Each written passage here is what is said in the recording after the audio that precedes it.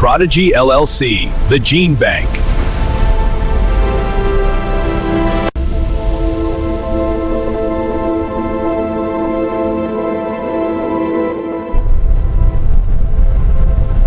When everything is free, your genome is the only asset left.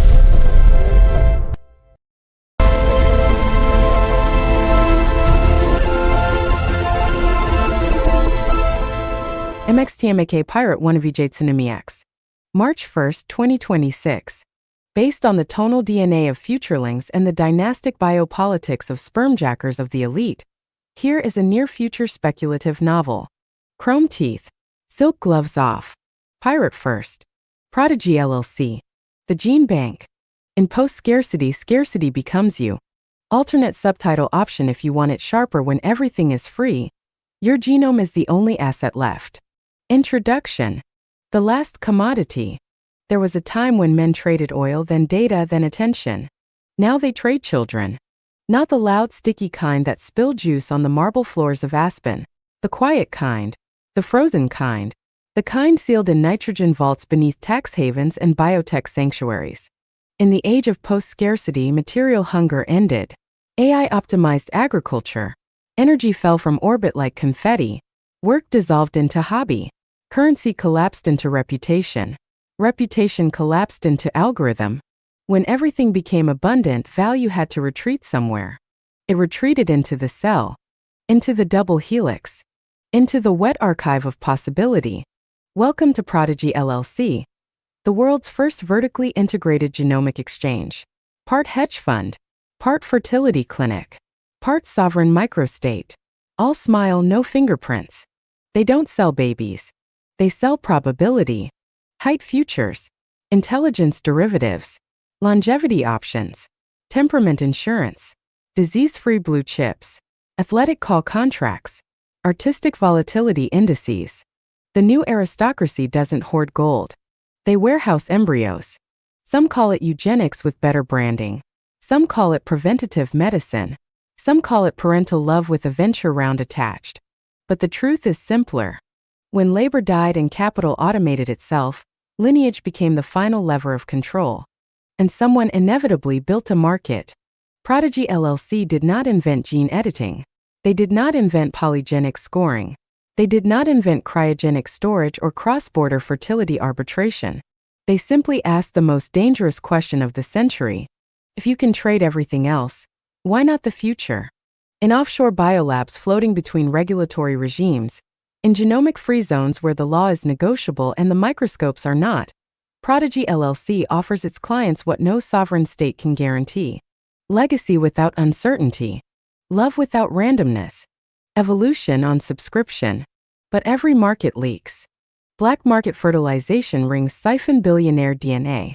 Purist enclaves reject editing entirely, birthing analog children in ritual biomes. AI-generated simuprints begin to outcompete flesh and blood donors. And somewhere in a nitrogen vault in Dubai Free Zone 7, an embryo-flagged anomaly refuses classification. Because here is the thing PRODIGY forgot. Post-scarcity does not eliminate desire. It amplifies it. And when genomes become currency, every womb becomes a border. This is not a story about babies. It is a story about ownership. About the final enclosure of the commons. About who gets to author tomorrow. Stay spliced. Table of contents. Part 1: The Vault. The abundance collapse when AI made everything free and made humans optional. PRODIGY LLC goes public quietly. The IPO no one was allowed to short. Nitrogen aristocracy inside the cryovaults of the ultra-liquid elite. Polygenic derivatives: how intelligence became a tradable instrument. The jurisdiction game: free zones, floating clinics, and legal black ice. Part 2: The Market. Height futures and longevity bonds betting on bone density and telomere length. The CMU parent protocol when AI becomes a genetic co-author. Forked genome junctions: one gamete. One algorithm. Zero precedent. The progenitor resistance: the analog sect that rejects edited blood. The billionaire egg heist: frozen dynasties meet gorilla ovulation. Part 3: The Leak. Anomaly embryo number 7349, the genome that didn't optimize. Proof of intent laws: biometric sperm, contractual consent, and reproductive KYC. The black ledger of inheritance succession wars in a gene index world. Open source humanity hackers breach the vault. The child who couldn't be owned when probability refuses monetization. Part 4: The After. Reparations by reproduction gene pools rebel. The collapse of genetic exclusivity scarcity moves again. Prodigy dissolves or evolves. Post-human, post-profit what remains when lineage is liquid. Appendix. How to start your own gene bank, for educational purposes only. A corporate prospectus page from Prodigy S1 filing. A cinematic one before last chapter, cold open in a nitrogen vault. Netflix synopsis with an A-list cast of central characters. CEO, rogue embryologist, gene pirate, anomaly child. Part 1: The Vault. 1. The abundance collapse. When AI made everything free and made humans optional, the first thing to fall was price. The second thing to fall was purpose. No one called it collapse at first. Collapse implies rubble, smoke, televised panic. This was cleaner, polite, algorithmic. The models got better. Then they got cheaper. Then they got embedded. Energy optimization flattened utility costs. Autonomous logistics strangled scarcity in supply chains. Synthetic proteins undercut livestock. Self-improving research agents cured diseases faster than committees could name them. Architecture was printed. Law was drafted. Code wrote code that wrote code. Labor didn't vanish in a riot. It dissolved in a spreadsheet. The abundance collapse wasn't a crash. It was a subtraction. One by one, human roles were absorbed into systems that did not sleep, unionize, age, or hesitate. Truckers became nostalgic. Radiologists became consultants to machines that did not consult back. Junior analysts became prompts. Artists became training data. And yet, materially, life improved. Food was cheap. Energy was near zero marginal cost. Shelter modular and printable. Medicine predictive. Education adaptive. Governments celebrated. Venture capitalists ascended into myth. Economists coined phrases like post-labor equilibrium and universal creative dividend. But beneath the abundance was a quieter arithmetic. Value had detached from effort. For most of human history, survival obeyed a brutal equation. Output determined access. Work bought food. Skill bought status. Ownership bought leverage. Then AI severed the equation. Output no longer required you.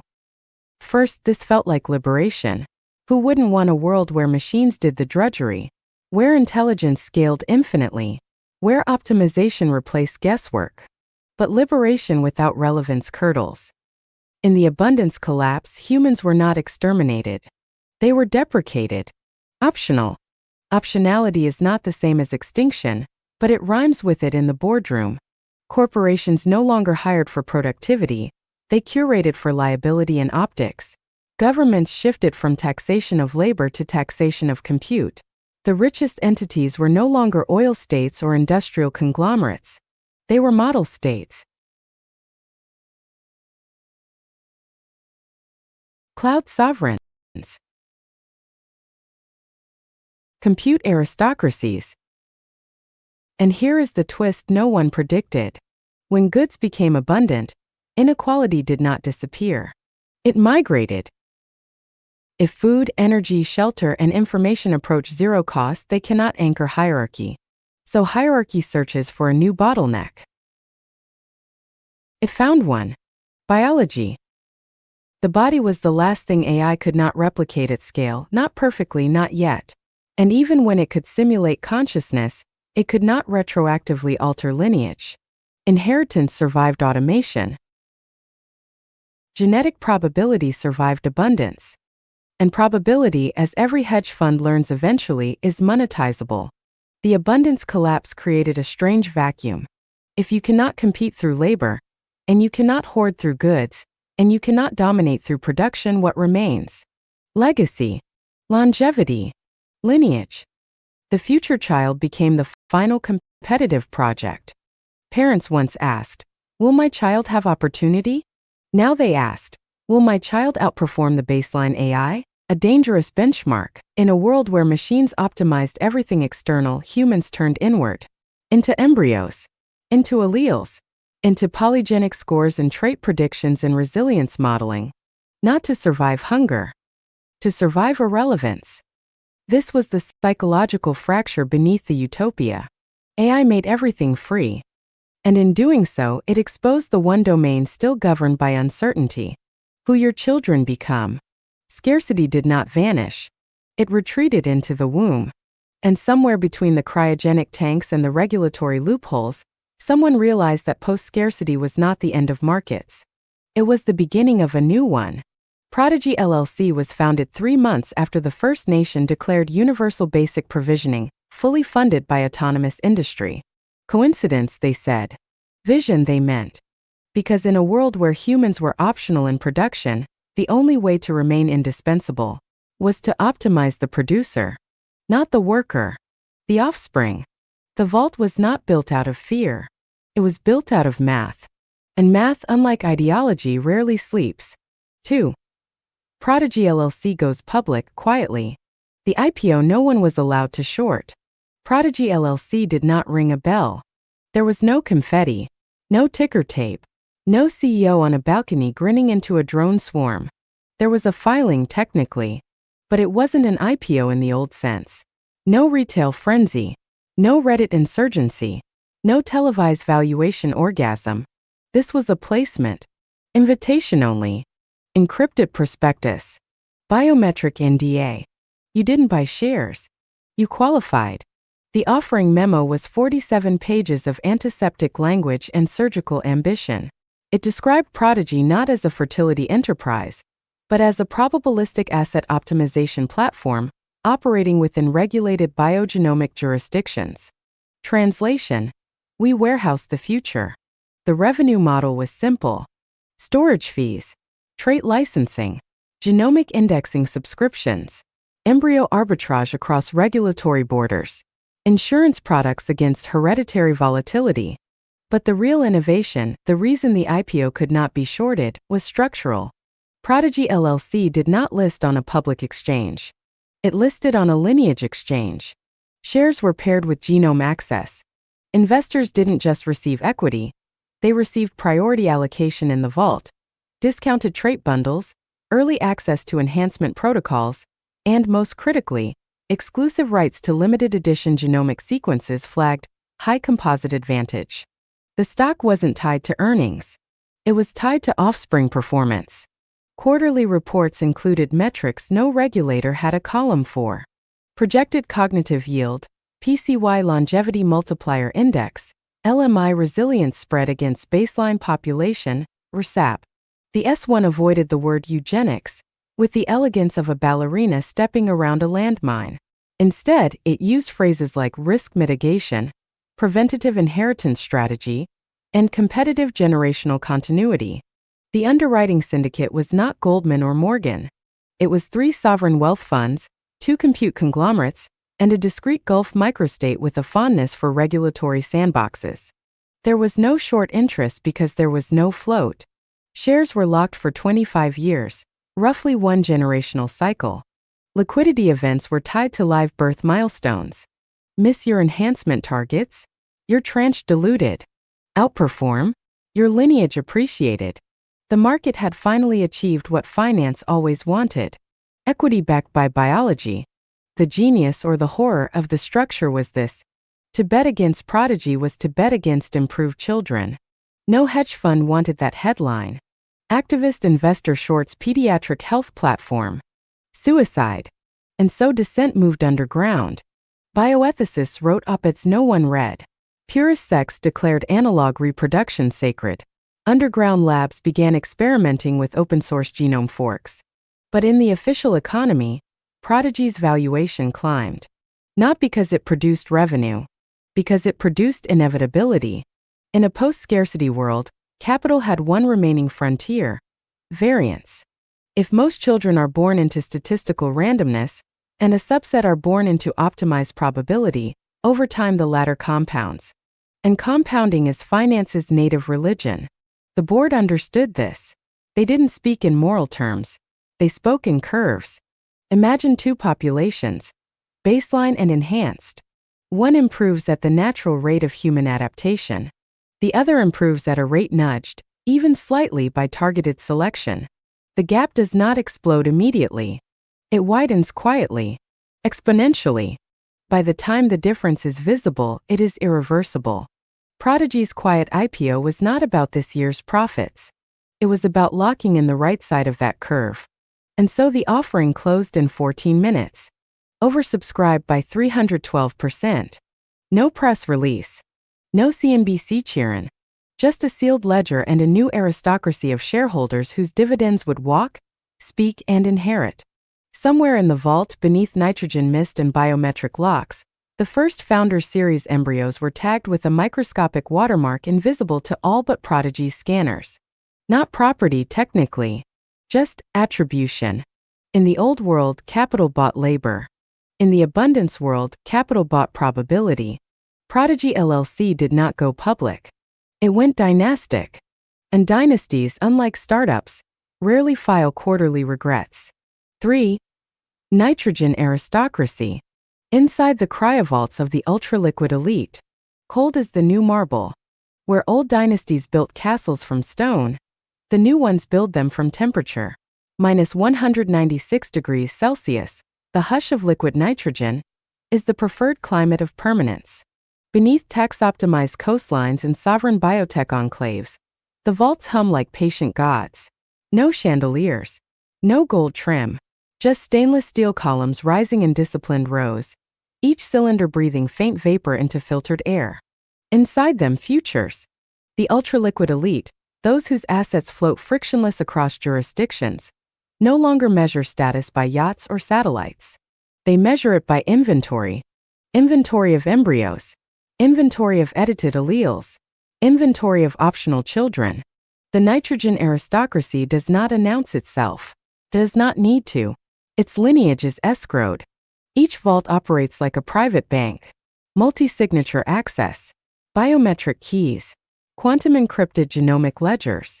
A client can log in from a villa in Sardinia and review their portfolio in real time. Batch A12, height variance plus 1.8 SD. Batch B07, cognitive composite 92nd percentile. Batch C19, longevity enhanced, CCR5 edited, low inflammatory risk. Batch D01, experimental fork, high volatility, artistic trait cluster. Some families diversify across continents. One vault in Abu Dhabi, one in Reykjavik, one in a floating clinic beyond territorial waters. Not for redundancy, for regulatory arbitrage. Embryos are insured against thaw failure, against political instability, against bioterror sabotage. There are catastrophe bonds now tied to cryogenic integrity. If a war wipes out a region, your lineage migrates intact. Ultraliquid means never being geographically vulnerable. Inside the facility, the technicians move like archivists in a cathedral. White gloves. Slow gestures. Each straw of frozen potential is labeled not with a name, but with a hash, a string of characters linking to a deeper dataset. Polygenic scores, trait projections, epigenetic modeling forecasts. There are waiting lists for the Founder Series sequences, early optimized lines from Prodigy's first cohort. Some clients never intend to implant them. They hold them like art. Or like ammunition. A private joke circulates among the aristocracy. Other families collect vintage wine. We collect vintages of ourselves. But beneath the humor is something older than capitalism. Control. In a world where AI flattened markets and erased competitive edges, the wealthy sought insulation from randomness. You cannot guarantee your child will love you. You cannot guarantee your child will obey you. But you can nudge the odds. And in finance, nudging odds over generations compounds into destiny. The aristocracy is not merely storing embryos. They are staging succession. At private gatherings, Davos without badges, Monaco without press, clients compare genomic dashboards the way previous generations compared hedge fund returns. Your resilience index looks strong. Did you opt for the telomere extension protocol? We're hedging with one analog conception, just in case the regulators pivot. Even dissent becomes a luxury good. Some families deliberately keep one unaltered heir as a narrative shield. Proof they are not extremists. Optics matter. Always. Meanwhile, below the social theater, the vault expands. new wings for multi-parent genome forks, experimental chambers for AI-simulated trait blending, legacy vaults preserving extinct or politically sensitive sequences, pre-collapse baselines, quarantine genotypes, even archived elite DNA licensed under discrete agreements. The aristocracy is ultra-liquid because its wealth is no longer anchored to factories, currencies, or even compute. It is anchored to continuation. To be ultra-liquid in the abundance era means you can survive regime change, market crash, cultural revolt. Because your most valuable asset is not visible. It is frozen. The cryovaults are quiet, but they are not neutral. Every embryo stored is a bet against randomness. Every batch curated is a declaration that evolution should no longer drift. It should be directed. And yet, beneath the nitrogen mist, a paradox lingers. The more tightly the aristocracy tries to control inheritance, the more fragile it becomes. Because the vault protects against fire, flood, famine, revolution. But it cannot fully protect against emergence. Genes interact. Epigenetics whispers. Children grow. And even at -196 degrees, the future waits for its chance to misbehave. 4. Polygenic derivatives. How intelligence became a tradable instrument. Started with a score. Not IQ too crude, too 20th century. Too bound to standardized tests and cultural bias lawsuits. This was cleaner. A polygenic composite index. Thousands of loci scanned. Millions of data points cross-referenced against educational attainment, working memory proxies, abstract reasoning correlations, executive function markers. Machine learning models trained on biobanks so vast they made previous epidemiology look like hobby science. No single intelligence gene. Just statistical gravity. Individually insignificant variance, collectively predictive. Finance saw it instantly. If something can be scored, it can be ranked. If it can be ranked, it can be priced. If it can be priced, it can be securitized. Prodigy LLC did not claim to manufacture genius. They claimed to reduce variance. In their internal white papers, intelligence was framed as a distribution curve, not destiny but drift. The old bell curve of cognitive distribution had always been treated as sacred, immutable, democratic in its randomness.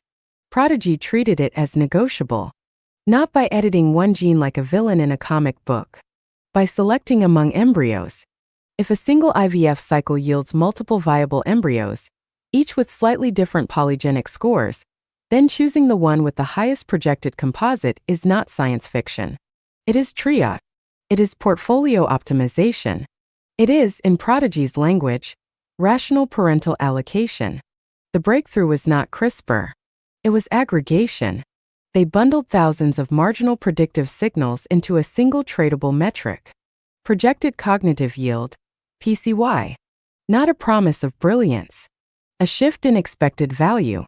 In isolation, a +3% projected educational attainment advantage is modest.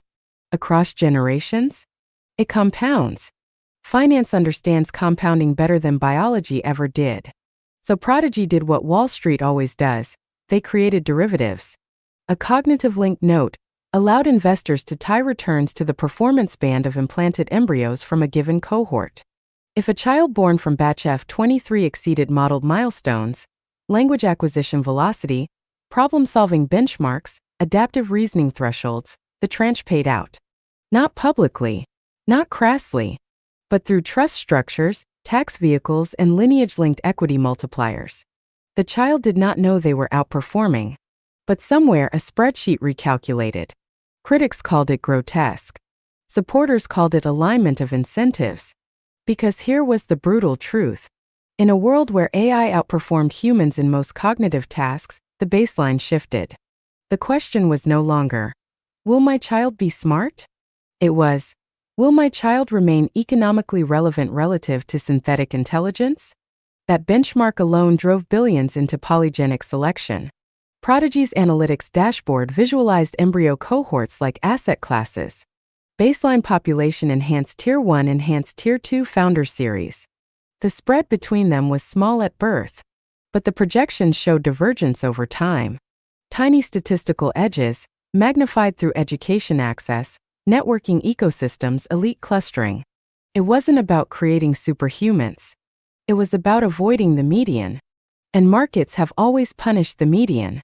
To trade intelligence is not to buy genius.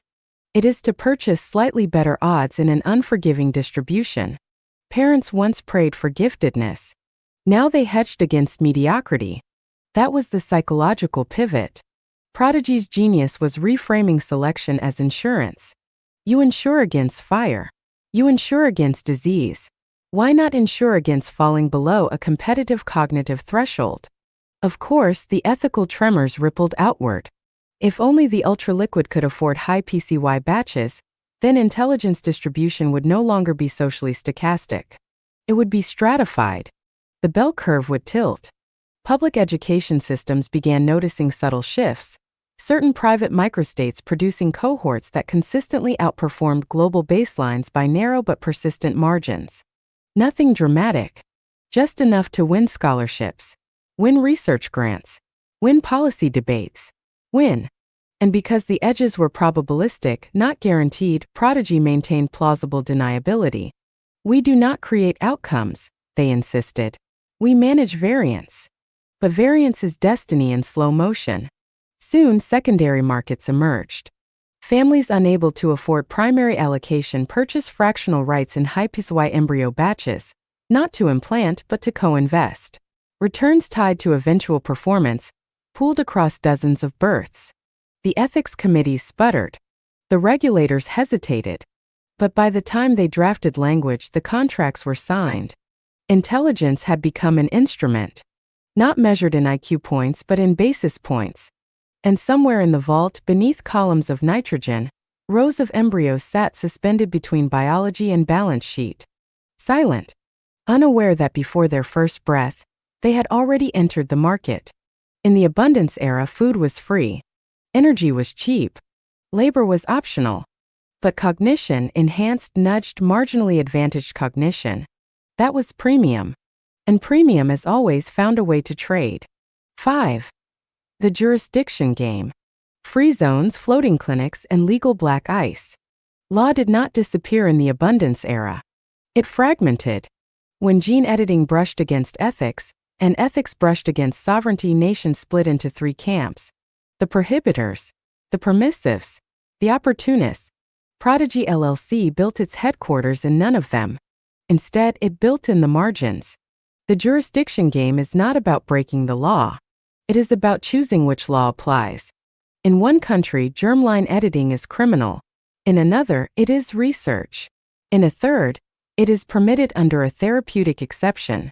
In a fourth, it is unaddressed, which in biotech is as good as approval. Prodigy's legal team did not resemble lawyers. They resembled cartographers. They mapped ethical climates the way traders once mapped tax codes. They charted regulatory temperatures, enforcement appetites, public sentiment volatility. Then they placed clinics accordingly. Dubai Healthcare Free Zone, high capital inflow, flexible biotech review boards. Mediterranean floating platforms beyond 12 nautical miles. Maritime jurisdiction ambiguity, compliance structured through flag state loopholes. Arctic sovereign labs co-funded by research councils eager for relevance. Each site optimized for a specific phase of the pipeline. Genomic modeling in strict nations. Embryo editing in permissive enclaves. Implantation in semi-regulated fertility hubs. Storage in politically stable microstates. No single jurisdiction saw the whole machine. That was the trick. Critics called it ethics laundering. Prodigy called it regulatory interoperability. The term of art inside the company was legal black ice. Black ice is not visible. You only realize you're on it once you're sliding. International bioethics frameworks were drafted for a slower world. Committees met quarterly. Legislation crawled. But Prodigy's pipeline iterated monthly. By the time a ban was proposed in one parliament, the procedure had already migrated offshore. Governments fumed publicly while privately courting the same capital flows. A small island nation might condemn enhancement in speeches, then quietly license a research pilot that created jobs and infrastructure. No country wanted to be left behind in the genomic race.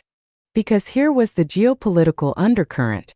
If one state produces even marginally enhanced cohorts, And those cohorts outperform in science, defense modeling, AI governance, and biotech innovation, the edge compounds nationally.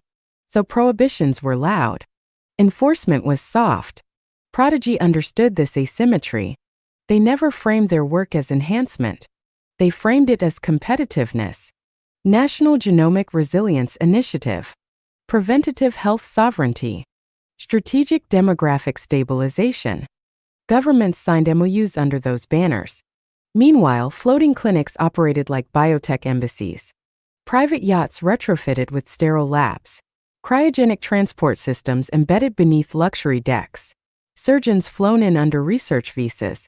The press occasionally caught wind of a rumor, an offshore implantation, an embryo edited outside territorial law. Investigations fizzled. No single authority held full jurisdiction. It was not lawless. It was overlawed. And when too many laws overlap, enforcement fractures. For wealthy clients, the jurisdiction game became part of the prestige. A child conceived in Reykjavik, edited in Abu Dhabi, implanted in a Mediterranean clinic, stored in a Singaporean cryobank. Citizenship by optimization. In the abundance era, geography lost its monopoly on identity. Now lineage floated. But legal black ice cuts both ways. One misstep, a rogue lab, an off-target edit, a scandalized whistleblower, and the entire architecture could freeze overnight. Prodigy's greatest fear was not a ban. It was harmonization. If global treaties aligned, if enforcement synchronized, the margins would vanish. So they lobbied for pluralism, for innovation diversity, for the sovereign right of nations to pursue their own bioeconomic futures. Freedom, they called it. The irony was exquisite. In a world where goods were free and labor was optional, the fiercest competition was over which legal system would permit the most controlled form of reproduction. The jurisdiction game was not about escaping the law. It was about surfing its fractures. And as long as nations feared falling behind more than they feared crossing lines, Prodigy would have ice beneath its skates. The vault did not sit in one country. It existed in the gaps between them. And gaps in geopolitics are where new empires are born. Part 2: The Market. 6. Height futures and longevity bonds. Betting on bone density and telomere length. When intelligence became a tradable instrument, the market hesitated. When lifespan became one, it salivated. Because markets understand time. And telomeres are time made visible. L equals L0 minus KT. In every dividing cell, telomeres shorten. Length L declines from its initial value, L, at a rate K, over time T. For centuries, that was biology. In the abundance era, it became yield. Prodigy's analysts were the first to treat telomere attrition curves like bond maturities. A genome with statistically slower shortening? That was a long-duration asset. A cluster of SNPs correlated with late-life cognitive retention? Premium tranche. Polygenic predictors of osteoblast efficiency? Now we're talking infrastructure. Height was the gateway drug. Simple, visible, quantifiable. Height correlates, imperfectly but persistently, with income, leadership selection bias, athletic ceiling, social perception. So Prodigy packaged height futures. Parents could lock in a probabilistic range before implantation. Investors could underwrite genomic batches tied to predicted phenotypic outputs. Bone density scores were modeled like commodities.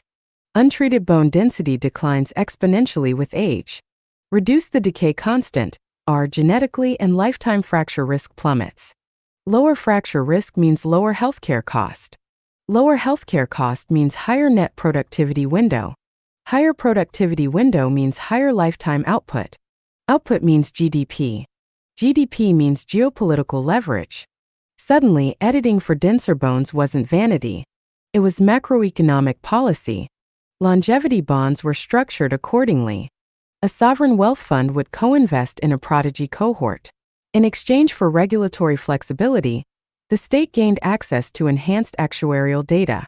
If the cohort's health span outperformed baseline projections, payouts triggered. If mortality curves shifted right beyond agreed thresholds, the bond yielded. Mortality tables became financial instruments. The ethical debate raged in public. Are we commodifying children? But inside the trading desks, the language was colder. Variance. Risk-adjusted lifespan. Phenotypic volatility. The first longevity bond issuance was oversubscribed 12x. Because pension systems were collapsing. Because aging populations were strangling budgets. Because extending high-function years by even 5% reshapes everything from retirement age to defense recruitment. Markets don't care about ideology. They care about deltas. A 2-centimeter median height increase across an elite cohort translates to selection advantages in specific domains. A 7% improvement in late-life executive function retention changes corporate leadership durability. A 10-year extension of health span rewrites inheritance timing, which rewrites capital circulation. Height futures were flashy. Longevity bonds were quiet. But the real innovation wasn't the instruments. It was the secondary market.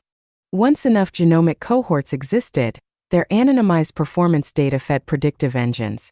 You could short a region's unenhanced demographic outlook. You could go long on jurisdictions embracing aggressive editing. You could hedge against regulatory backlash by diversifying across gene editing permissiveness indexes. Prodigy didn't sell children. It sold probability distributions. It sold curves. It sold statistical gravity. The psychological shift was subtle but irreversible. Parents stopped asking, "Will my child be healthy?" They started asking, "What percentile are we targeting?" In the abundance collapse, food was free. Energy was abundant. AI handled cognition at scale. So what remained scarce? Relative advantage. And relative advantage is measurable. Telomeres became ticker symbols. Bone density became a forward contract. Puberty timing became a volatility index. The market did what markets always do. It found the variable that still moved. And in a world where labor was optional and goods were cheap, the only lever left was the body. Height futures and longevity bonds were not grotesque anomalies. They were logical extensions. Time is money. Then extended time is compound interest. And Prodigy LLC had found a way to securitize youth itself. The terrifying part? The math worked. The question was never whether the market would do this. The question was who would regulate it first. Or whether regulation like mortality would simply be priced in. 7. The SIMU-parent protocol. When AI becomes a genetic co-author. Natural selection was blind. Then came guided selection. Then came optimization. SIMU-parent was the moment the mirror started talking back. It began as a planning tool, an AI system trained on global genomic databases, longitudinal health records, educational outcomes, behavioral metrics, and environmental exposure maps. At first, it merely forecasted probabilities. If you combine genome A and genome B, here is the projected distribution of outcomes. Harmless. Statistical. Advisory. But advisory systems evolve. SIMU-parent did not just simulate offspring. It simulated lives. Education pathways. Injury likelihood under different sports exposures. Cognitive decay curves under varying pollution loads. Political stability of likely residence regions. Climate migration scenarios affecting stress biomarkers. Parenthood became scenario modeling. The core engine ran on a deceptively simple principle.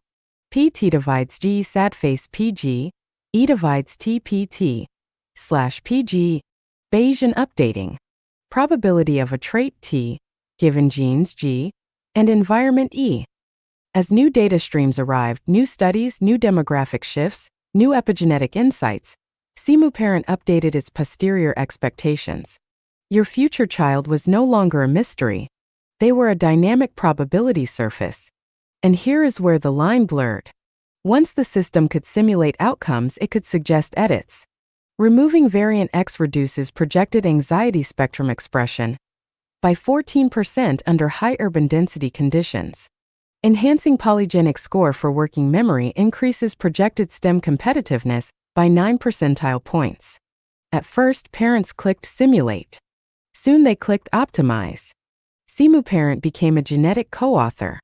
Not replacing biological parents, augmenting them. The marketing language was tender. Design resilience, not perfection. Future-proof your lineage. Collaborate with tomorrow. Inside Prodigy's backend, The language was sharper. Constraint satisfaction. Multi-objective optimization. Pareto frontiers of human potential. Life outcomes were modeled as cost functions. Too much selection pressure in one direction increased variance elsewhere. Boost height too aggressively? Increased metabolic demands. Select heavily for risk tolerance? Elevated accident probability. Optimize IQ beyond a threshold? Higher correlation with mood instability under certain environmental stressors. CMU parent visualized trade-offs in elegant dashboards. Parents slid variables like mixing audio tracks. Athleticism up. Neuroticism down. Impulse control slightly up. Creativity preserved. Felt like love. It was mathematics. The most unsettling feature wasn't editing. It was pre-bonding. CMU parent generated projected personality composites based on genomic modeling. Voice simulations. Childhood behavior simulations. Here is a 7-year-old version under scenario A. Here is the same genotype under a coastal climate with enriched education. Parents began to attach to the projection. Some refused implantation because the simulated child did not feel right. Others upgraded genetic packages after seeing alternative simulations outperform in projected happiness metrics. The ethical debate fractured. Was this empowerment? Or was it algorithmic narrowing of human diversity? Prodigy argued CMU parent reduced suffering. Fewer severe diseases. Fewer avoidable cognitive impairments. Better health alignment with environmental realities. Critics warned of convergence. If every affluent parent optimizes toward the same narrow band of desirable traits, variance collapses. And variance is evolution's engine. CMU parent countered with personalization algorithms designed to preserve diversity, ironically engineered diversity. But the real shift was psychological. Before CMU parent, children were surprise. After CMU parent, children were managed risk. In a post-scarcity world where material goods cost nothing and AI handled most cognition, unpredictability became the final luxury. CMU parent domesticated that unpredictability. It didn't eliminate chance. Priced it. The most radical feature rolled out quietly. Co-authorship mode. Here, AI didn't just recommend edits. It proposed novel combinations, synthetic polygenic constructs never previously instantiated in humans, but statistically viable. Not transgenic monsters. Just new blends. New probability architectures. The first generation born under co-authorship mode would never know a world where their genome was purely ancestral.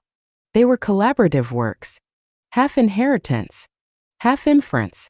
And in the boardrooms of Prodigy LLC, a question began to surface. If AI co-authors genomes, who owns the copyright? The parents? The child? The model trained on billions of genomes? Or the company that tuned the objective function? The CMU parent protocol was not about replacing parents. It was about redefining authorship. And once authorship enters biology, so does ownership. In the abundance collapse, we made labor optional. In the market, we made traits tradable. With CMU parent, we made identity collaborative. The final frontier was not intelligence. It was intention. And intention, once algorithmically assisted, stops being purely human.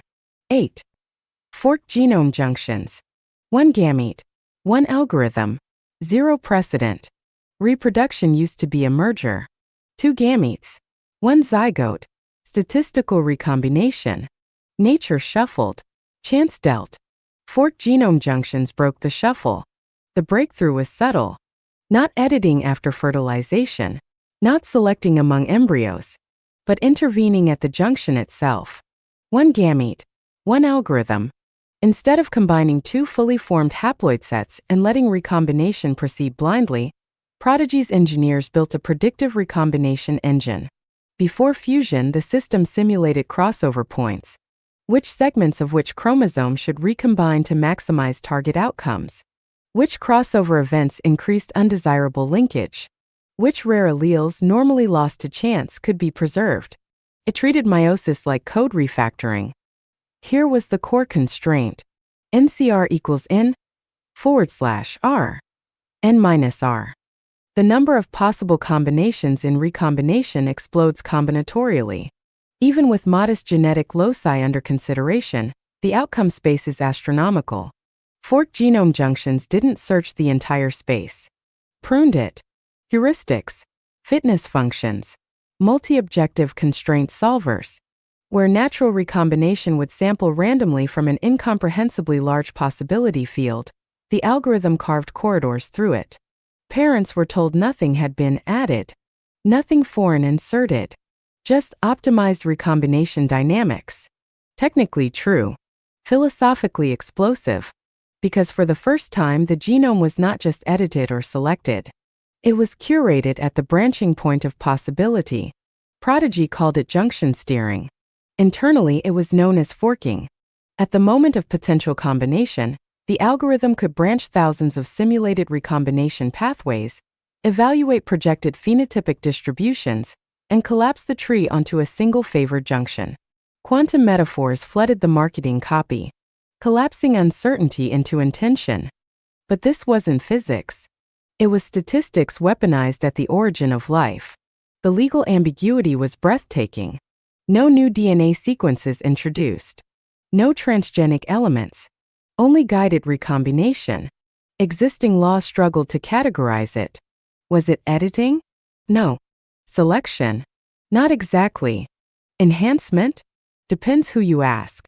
Forked genome junctions sat in the blind spot. And blind spots are profitable. The first clients were not celebrities. They were dynastic families. Families who already possessed rare advantageous alleles and wanted to ensure they weren't diluted by chance. Preserve the outlier cognitive cluster. Maintain the musculoskeletal efficiency profile. Reduce the probability that a recessive liability resurfaces. It wasn't about creating superhumans. It was about minimizing entropy. In financial terms, forked junctions reduced variance. Variance is risk. Risk is priced. The algorithm didn't promise perfection. It promised tighter distributions around desired means. That is a different kind of power. The ethical tremor came when independent researchers discovered something unexpected. Junction steering, when repeatedly applied across generations within closed elite networks, began amplifying rare trait clusters in ways no one had modeled at scale. Unintended synergies. Rare allele interactions surfacing together more frequently than in open populations. New phenotypic constellations emerging not from invention, but from aggressive pruning of randomness. Evolution but compressed. Directed drift. One gamete. One algorithm. Zero precedent. The question that rattled the scientific community wasn't, is this safe? It was, what happens when populations diverge under different optimization objectives? If one jurisdiction optimizes for cognitive speed under high AI collaboration environments, if another optimizes for stress resilience in climate-fractured regions, if a third optimizes for physical robustness in low-gravity habitats, forked genome junctions don't just alter individuals. They fork lineages. Speciation doesn't require thousands of years if mating networks fragment and recombination is algorithmically biased. Prodigy denied this. Statistical overreach, their white papers insisted.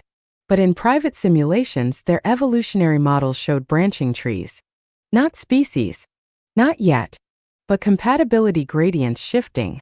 The oldest taboo in biology is not editing. It is divergence.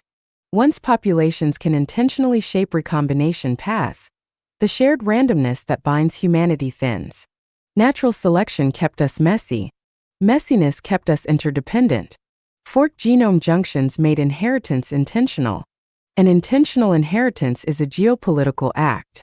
Because once you can steer the junction, you can decide not just who is born, but which future branches remain compatible with which.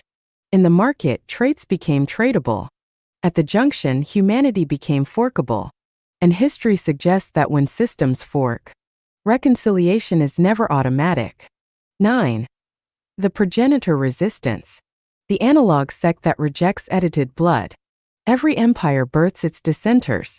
Prodigy LLC engineered futures. The progenitor resistance defended accidents. They did not call themselves anti-science. They called themselves custodians of randomness. Their manifesto opened with a single premise.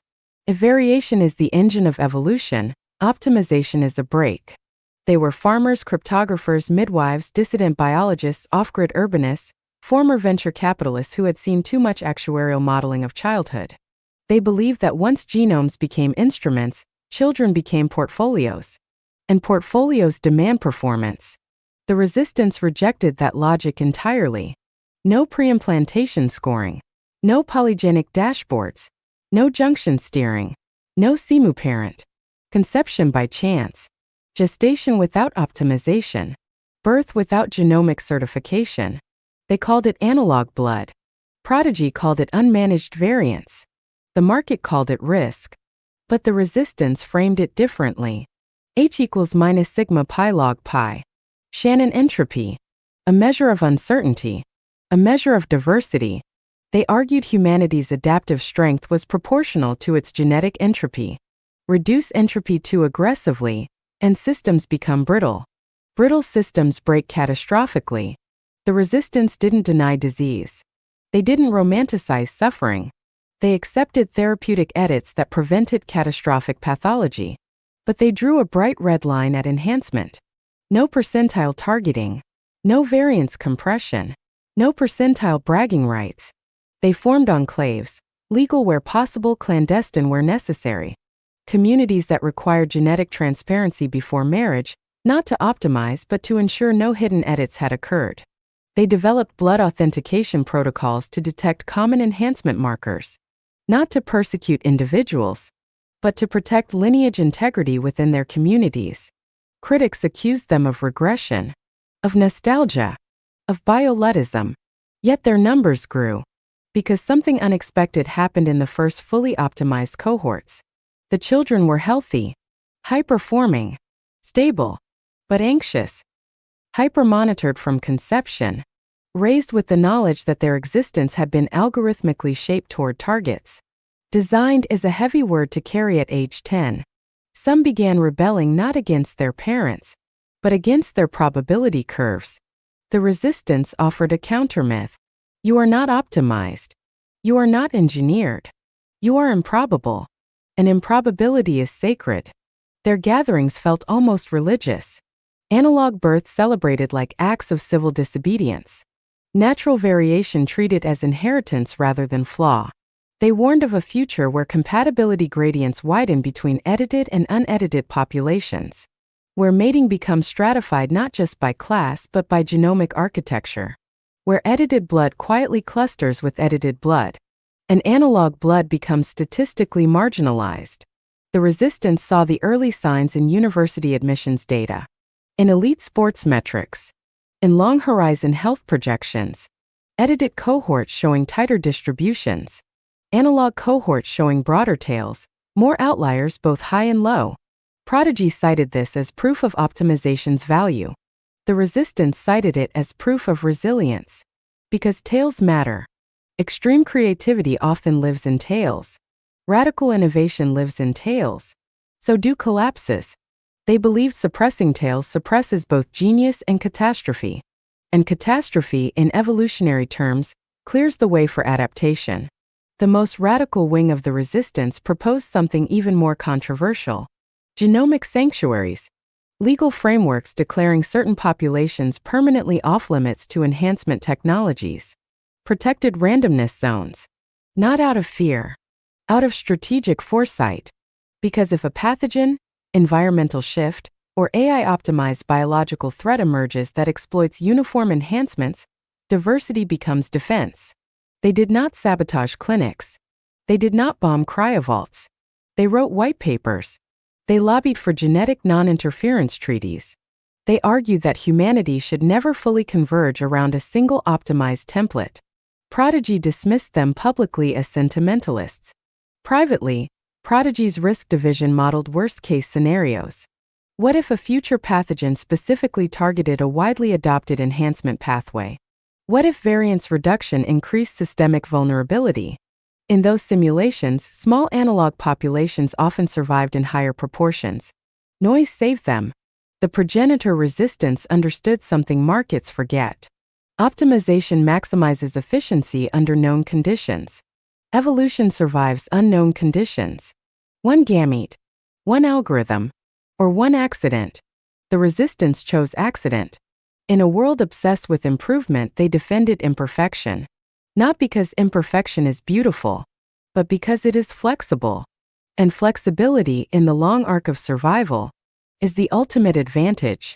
10. The billionaire egg heist. Frozen dynasties meet gorilla ovulation. The vault was supposed to be impenetrable. Liquid nitrogen, biometric layers, air-gapped audit trails, eggs and embryos cataloged like crown jewels. Because that's what they were. Dynasties in suspension. The ultra-liquid elite had frozen not just fertility, but optionality. Thousands of oocytes harvested in their 20s. Embryos pre-screened, ranked, archived. Successors waiting at -196 degrees Celsius. Time paused. Or so they believed. The heist did not begin with a ski mask. It began with metadata. An anonymous leak revealed something Prodigy had never publicly admitted.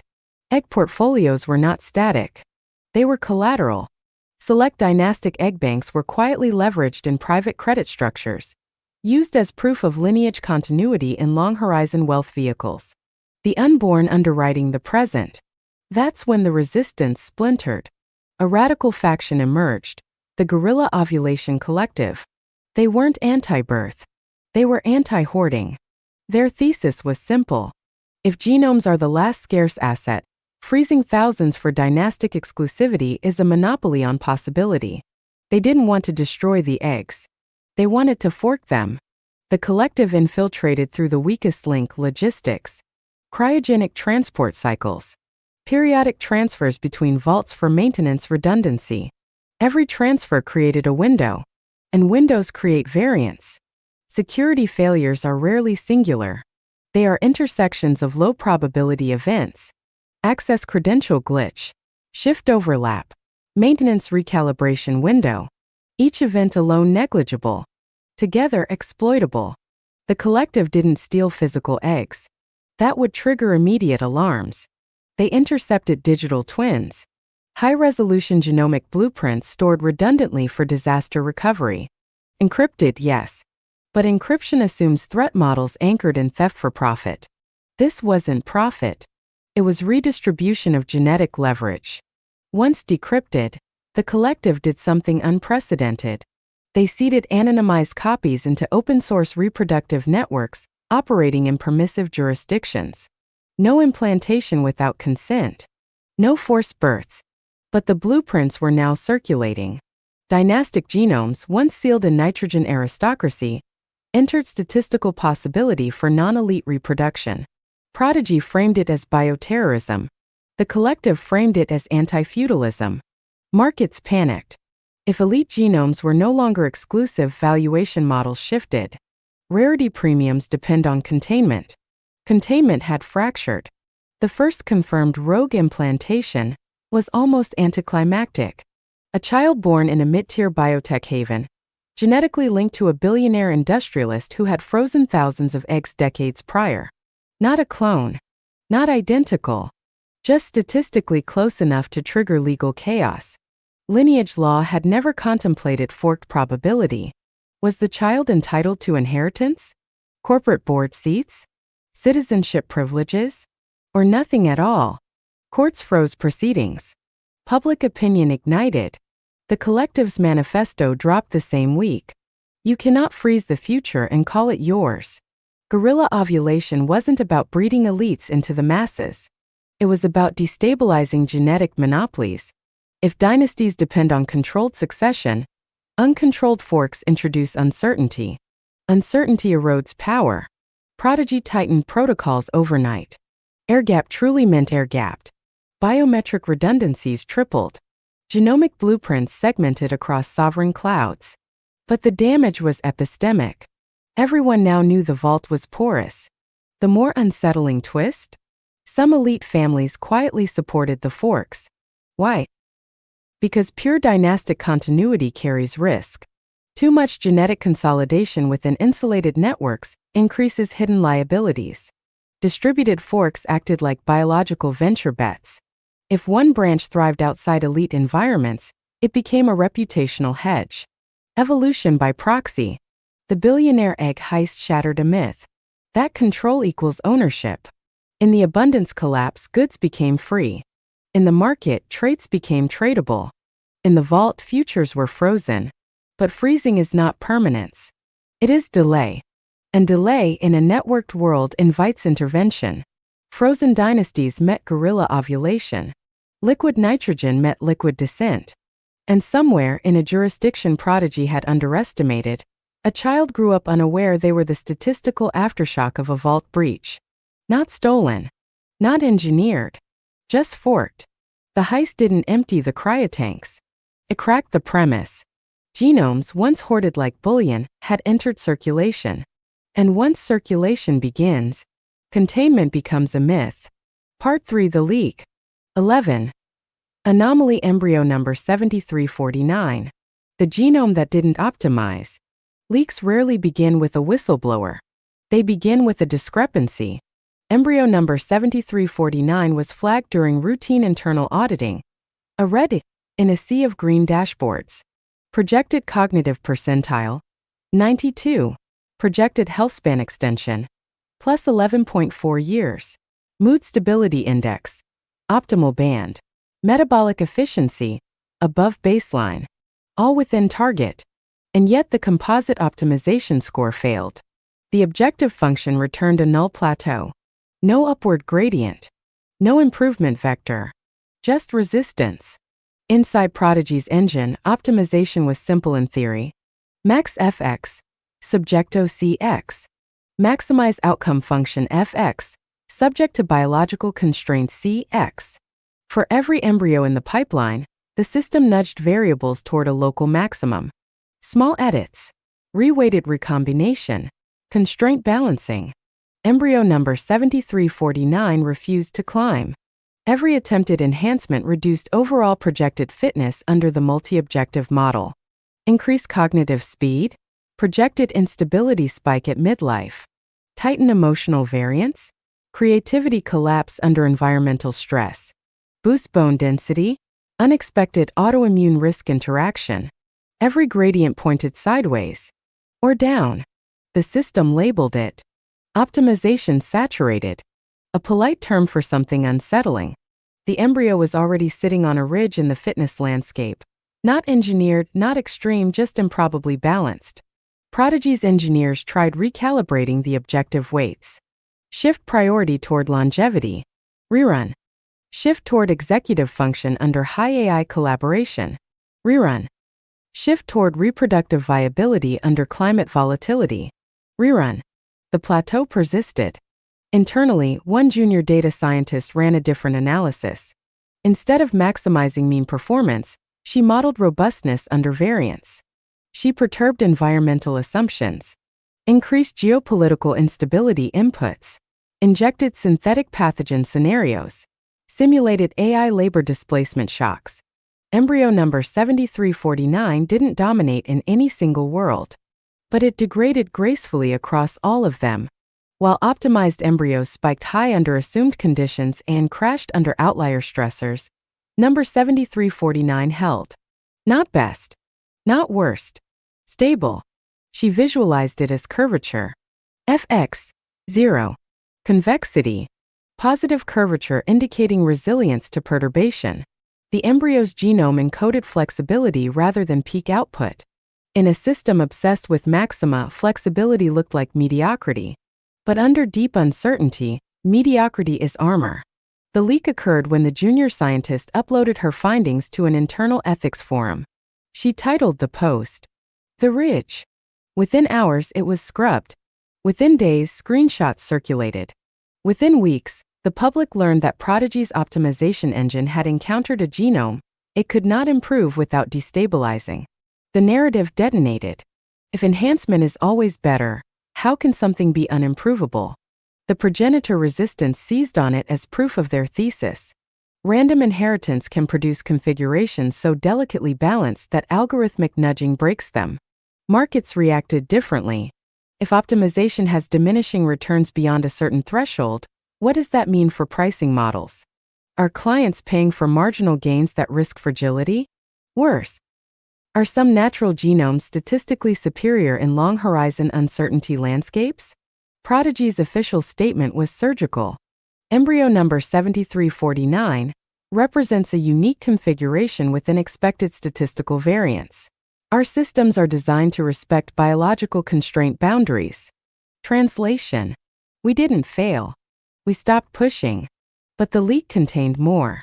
Internal simulations comparing two cohorts over a 70-year horizon under escalating climate volatility showed optimized embryos outperforming early, then suffering higher collapse rates under extreme compounded stressors.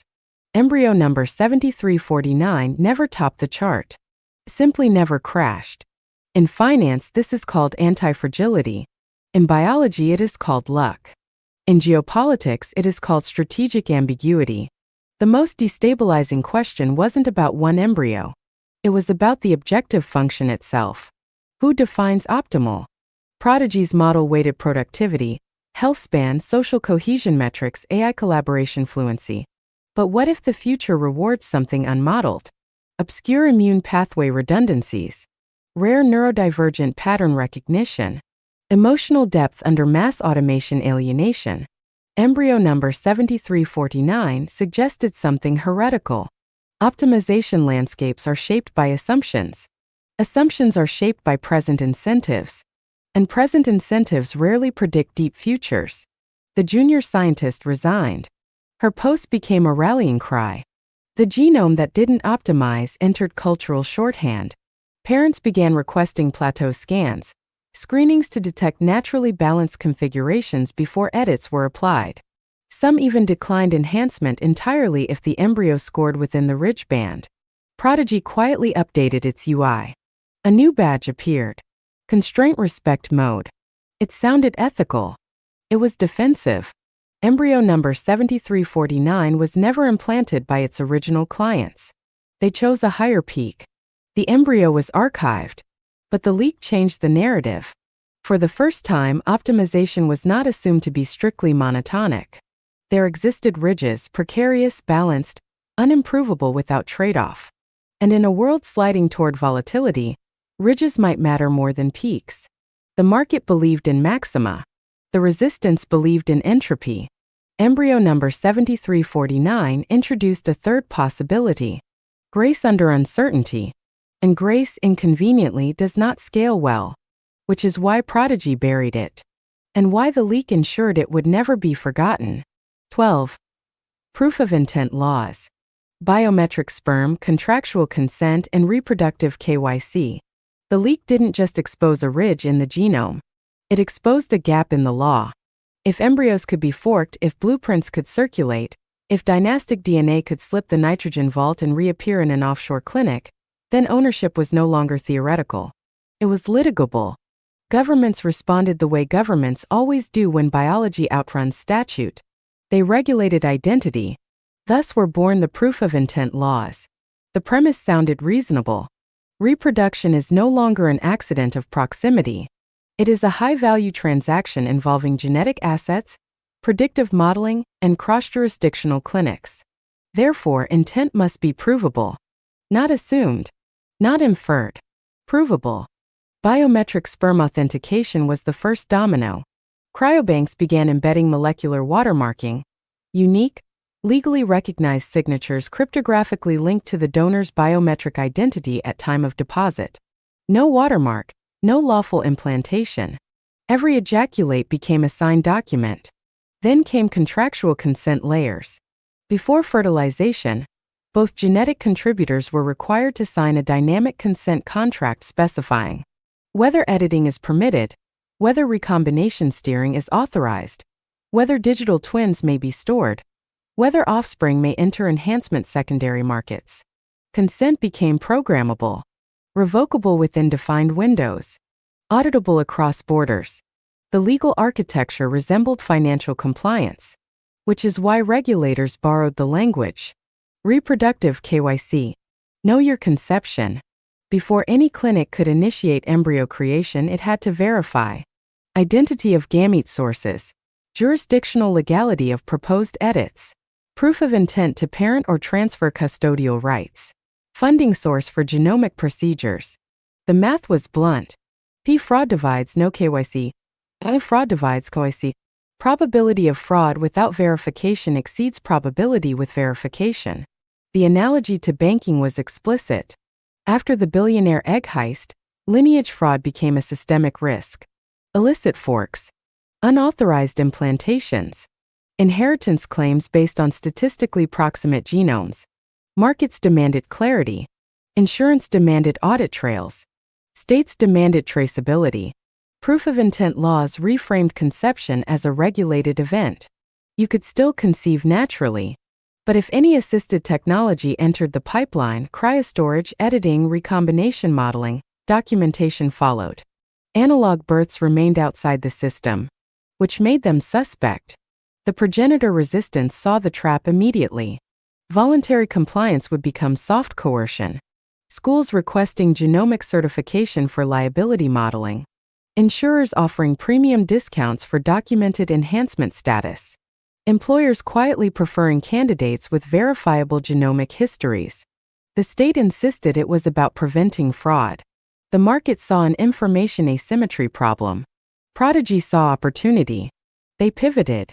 Integrated intent platforms bundled genetic services with compliance infrastructure. Parents could track consent states in real time. Children, upon reaching legal maturity, could access the contract history of their own conception. The rhetoric was empowering. You deserve transparency about your origin. But transparency cuts both ways.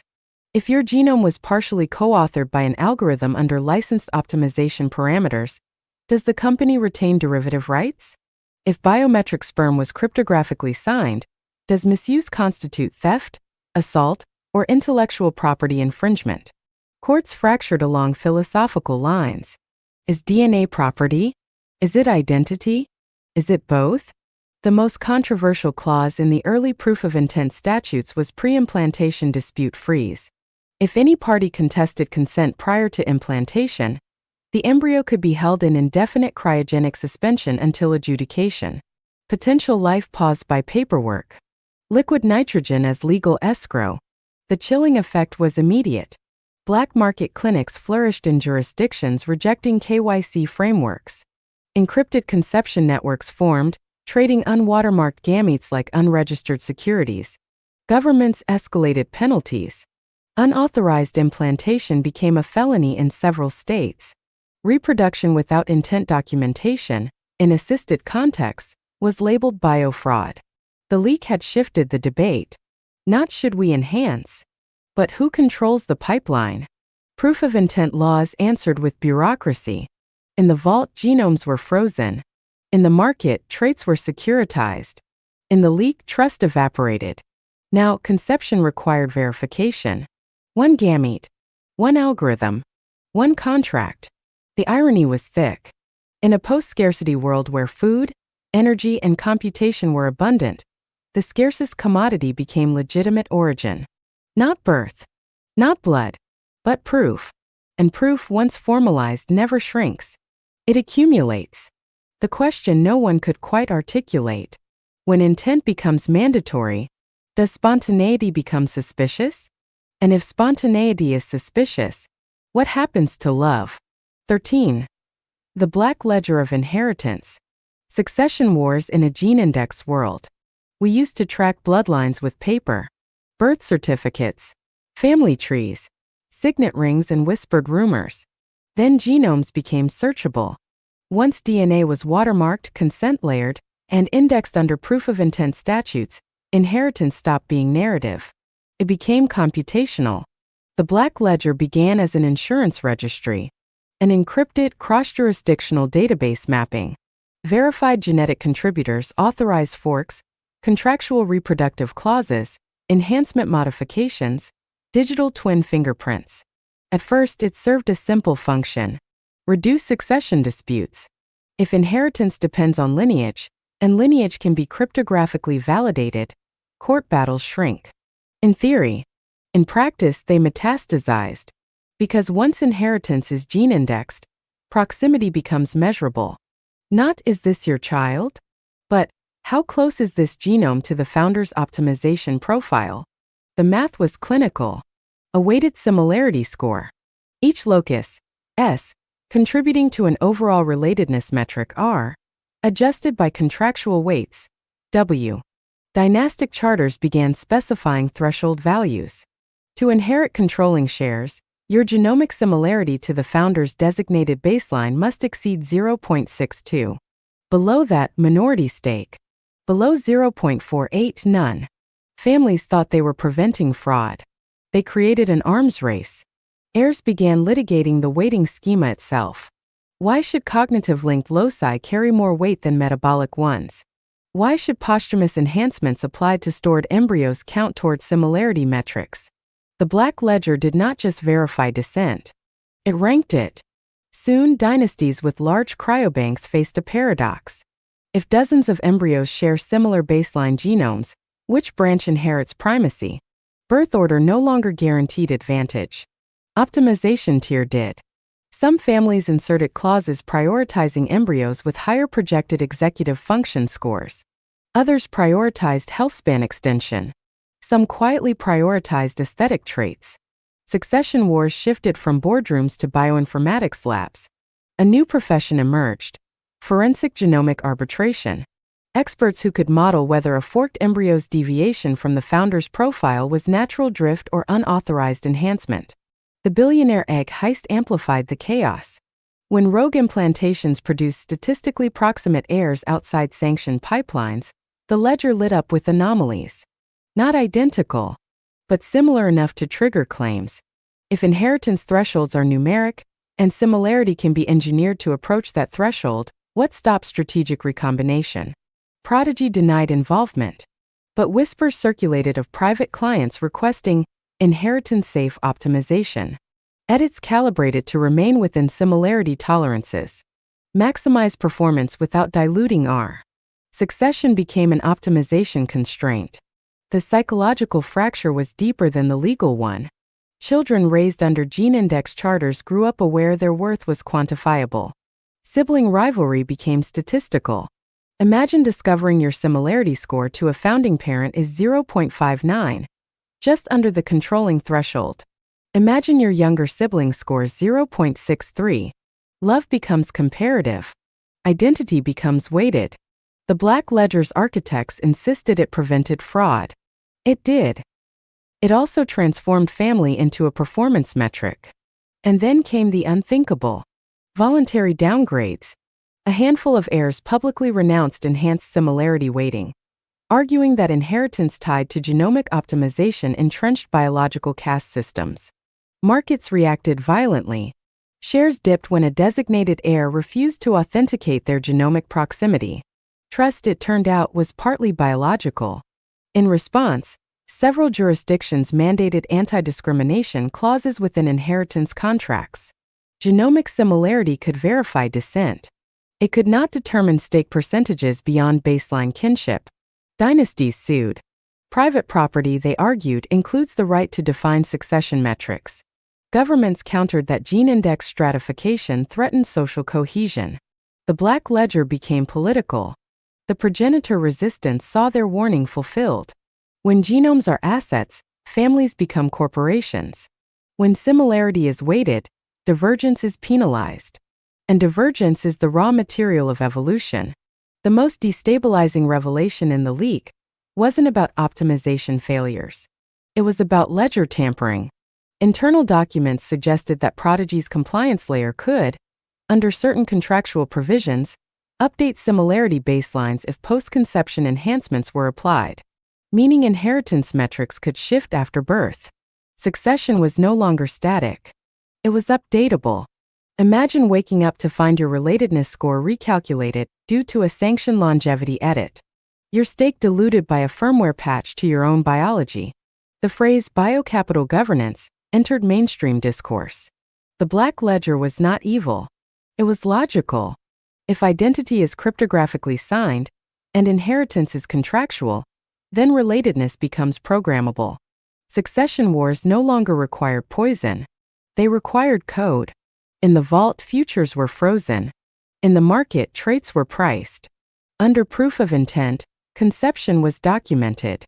Now, in the Black Ledger, blood was indexed. And once blood is indexed, power can be computed. The oldest human conflict, who inherits, had been refactored into a similarity function. The tragedy wasn't the math. It was the realization that families, once messy and narrative, had become sortable. And once something is sortable, it can be optimized. And once it can be optimized, it can be contested. The succession wars had begun. Not with swords, with scores. 14. Open source humanity. Hackers breached the vault. The vault was never supposed to be political. It was supposed to be cold, temperature controlled, jurisdictionally insulated, ethically abstracted. Liquid nitrogen does not debate, preserves. But preservation is power. And power attracts auditors. The breach did not begin with explosives. It began with metadata. A collective calling itself Open Helix noticed something statistically impossible in the global cryostorage registries. Embryo distribution followed a curve too smooth to be natural. Not chaotic. Not noisy. Optimized.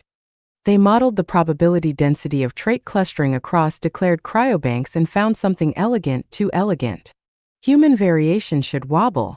Instead, it peaked with suspicious symmetry around commercially desirable means. Height, cognitive projections, longevity markers. Nature produces mess. Markets produce curves. Open Helix did not accuse anyone. They published anomalies. Public data only. But anomalies are sparks. Within weeks, bioethics forums lit up. Then labor unions. Then sovereign wealth funds. If the vault was merely storage, why did its optimization distributions mirror Prodigy's proprietary forecasting outputs? Someone had aligned supply with predicted demand. Embryos weren't just preserved. They were positioned. The second breach was physical, but not cinematic. A floating clinic in a free zone, flagged under a jurisdiction that had amended its genomic transparency statutes in exchange for infrastructure investment. A disgruntled compliance engineer exfiltrated a shard of the black ledger. Not full genomes. Just weighting schemas. Threshold policies. Similarity baselines. Enough to reconstruct the logic of selection. What Open Helix discovered was not a conspiracy. It was an API. Vault inventories were queryable by authorized investors, searchable by trait cluster, projected risk tolerance, and even geopolitical adaptability. Embryos were not just biological futures. They were portfolio hedges. Diversify across climate resilience loci. Overweight cognitive elasticity in volatile markets. Underweight autoimmune susceptibility in polluted zones. Humanity had been asset allocated. The leak detonated not in the streets but in code repositories. Within days, an open-source counterproject emerged. Genome Commons. Their thesis was simple. If optimization algorithms determine the shape of future humanity, those algorithms must be inspectable, auditable, forkable. They began reconstructing the trait weighting systems using public genetic research and leaked compliance fragments. Their first white paper included a provocative equation. U equals alpha I plus beta H plus gamma R. A utility function for human selection. Intelligence I. Health span H. Resilience R. Weighted by market preference coefficients. The paper didn't claim this was Prodigy's formula. It claimed any private system optimizing embryos would converge towards something structurally similar. Markets minimize variance. Evolution maximizes it. Open Helix posed a question no regulator had dared articulate. If humanity's next generation is shaped by utility functions, who sets the coefficients? The response from the Vault Consortium was swift. Security tightened. Public statements emphasized consent. Every embryo, they said, was created under lawful, documented proof of intent agreements. No one was forced. True. But incentives are gravity. When wealth and longevity cluster around optimized lineages, choice narrows. The true breach came when Genome Commons released a tool allowing prospective parents to simulate alternative weighting schemas. Not to maximize, to randomize within safe bounds. Reintroduce variance deliberately. The tool went viral. Because for the first time, people could see what had been implicit. Optimization is a narrowing funnel. Each additional constraint reduces possibility space. V equals pi I equals 1n 1 minus ci. V equals backslash product I equals 1. V equals I equals 1 pi n 1 minus ci. Where each constraint C shrinks viable diversity V. The more you optimize, the smaller the future. Parents began asking uncomfortable questions. What are we trading for marginal gains in projected IQ? What disappears when every embryo is screened against the same risk matrix? Vault executives dismissed the panic. No one was banning natural conception. No one was outlawing randomness. Yet investment capital flowed toward predictability. Insurance premiums favored optimized profiles. Elite education consortia quietly adjusted admission models. The breach had exposed something deeper than a database. It exposed convergence, a silent alignment between markets, insurance models, and reproductive algorithms.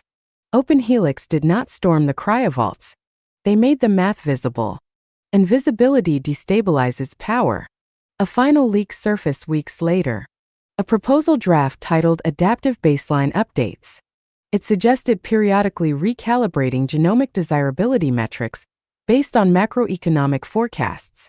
In plain terms, the definition of a valuable human could be updated quarterly. Open source communities responded with a manifesto. Humanity is not a product line. No quarterly earnings call should redefine desirable traits. The phrase open source humanity trended globally. Not as rebellion, as audit. Cryovaults remained cold. Embryos remained frozen. But the moral temperature rose. For the first time, people understood. The vault did not merely store the future. It shaped it. And if shaping is inevitable, then governance is unavoidable. The hackers did not steal embryos. They stole opacity. And once the logic of optimization is public, it can be debated, forked, resisted, or embraced. The question that followed was not whether the vault could be breached again. It was whether humanity, now aware of its own utility function, would accept being compiled, or demand to remain gloriously, irrationally unoptimized. 15. The child who couldn't be owned. When probability refuses monetization, they called her a rounding error, an outlier, a statistical inconvenience. Embryo number 7349 had already unsettled the optimization engines. But the child born from that anomaly, legally documented, contractually validated, fully compliant with proof of intent statutes, did something worse. She refused convergence. Every predictive model assigned to her collapsed toward uncertainty. Projected cognitive percentile, unstable. Health span forecast, oscillating. Behavioral risk index, non-monotonic. Her developmental curve would not smooth. Actuarial teams ran regressions until the graphs blurred. They expected something like a neat parabola of improvement or decline, a trajectory you could ensure. Instead, her profile looked fractal. At age 3, her language acquisition outpaced optimized peers. 4, it plateaued. At 6, it surged in domains no weighting schema prioritized: ecological pattern recognition, anomalous empathy mapping, improvisational problem solving under ambiguous constraints. The insurance consortium recalculated. Her variance exceeded underwriting thresholds. Her variance was not the problem. It was the signal. High variance means unpredictability. Unpredictability means risk. Risk resists monetization. The first attempt to categorize her came through Bayesian recalibration. Surely early noise would resolve with more data. Update priors. Adjust expectations. Yet each new observation widened posterior distributions instead of narrowing them. The more data they collected, the less certain they became. She was not low-performing. She was non-compressible. In a system built on projection markets, height futures, longevity bonds, cognitive yield curves, her existence introduced pricing instability. Futures contracts tied to optimized cohort averages dipped whenever her metrics were included in sample sets. Because she altered the mean. More dangerously, she increased kurtosis, fat tails in outcome distributions. Investors dislike fat tails. Fat tails imply black swans. The Vault Consortium attempted a procedural solution. Reclassify her as experimental tier. Isolate data impact. But OpenHelix intercepted the classification memo and published it. The public reaction was visceral. For the first time, a child was visibly labeled a statistical contaminant. Not defective. Too free. Parents outside elite networks began requesting variance guarantees. Not maximization. Range. They wanted children who could surprise them. The child who couldn't be owned became symbolic. Not because she rebelled. She was 7. She simply demonstrated something markets had forgotten. Probability is descriptive, not prescriptive. You can model distributions. You cannot command them. In response, Prodigy proposed a new financial instrument: variance derivatives. Hedge funds could offset exposure to outliers by purchasing contracts tied to controlled unpredictability pools. Open source communities ridiculed the move. How do you securitize spontaneity? But the proposal revealed the core anxiety. If too many children behave like her, optimization collapses. Because optimization depends on narrowing confidence intervals. She widened them. A leaked internal slide captured executive panic in a single equation. Price stability. Expected variance up. Price stability down. The progenitor resistance saw vindication. They had argued that edited bloodlines would eventually converge toward homogeneity. Homogeneity is brittle. She was proof of resilience through deviation. But here is the paradox. She was born within the system. Authorized. Contractual. Legally clean. No hacker intervention.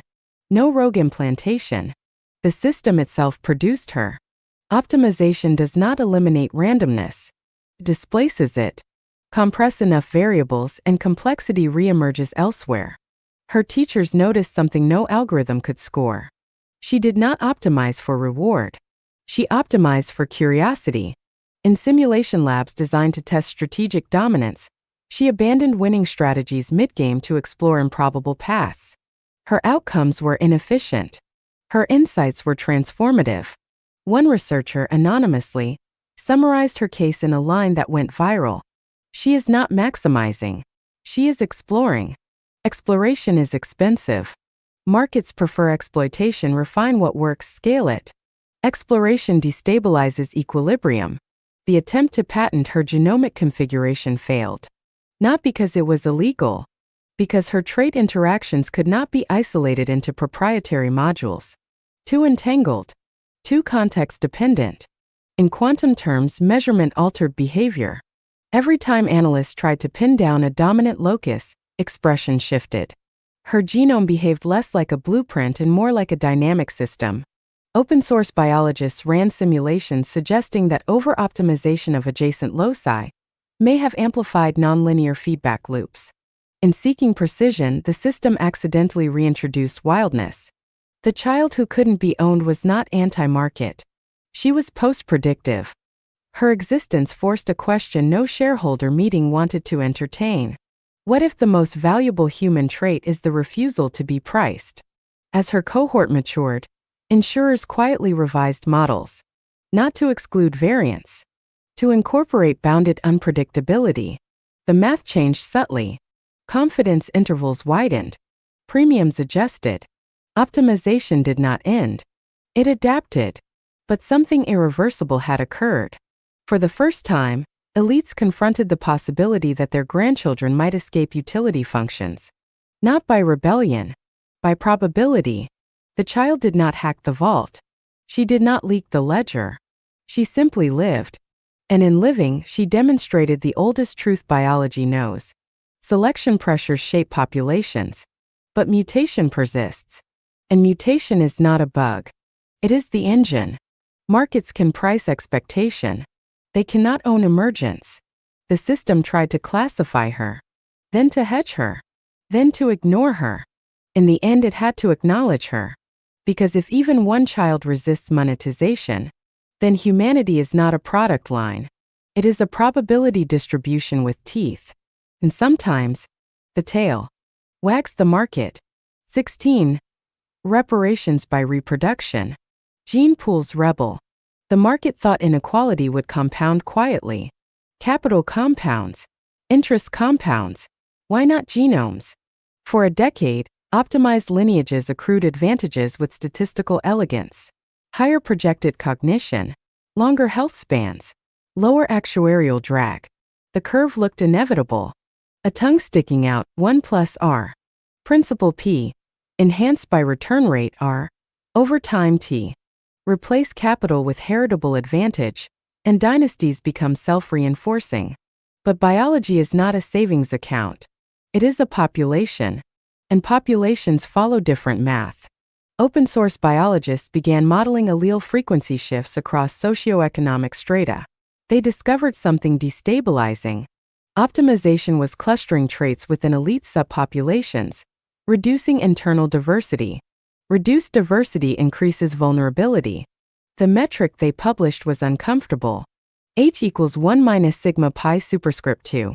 Expected heterozygosity, where P represents allele frequencies. As P concentrates, H declines. And as H declines, adaptive flexibility contracts. The gene pools of the optimized were becoming efficient. Efficiency is brittle. Meanwhile, outside vault ecosystems, something unexpected happened. Communities historically excluded from enhancement capital began coordinating reproductive cooperatives. Not to out-optimize elites, to out-diversify them. Genome Commons released open weighting schemas prioritizing immune variability, cognitive pluralism, environmental tolerance, behavioral adaptability. Instead of maximizing a few traits, they widened distribution bandwidth. They optimized for option space. The elite scoffed. Until climate volatility accelerated. Insurance models recalibrated regional survivability projections.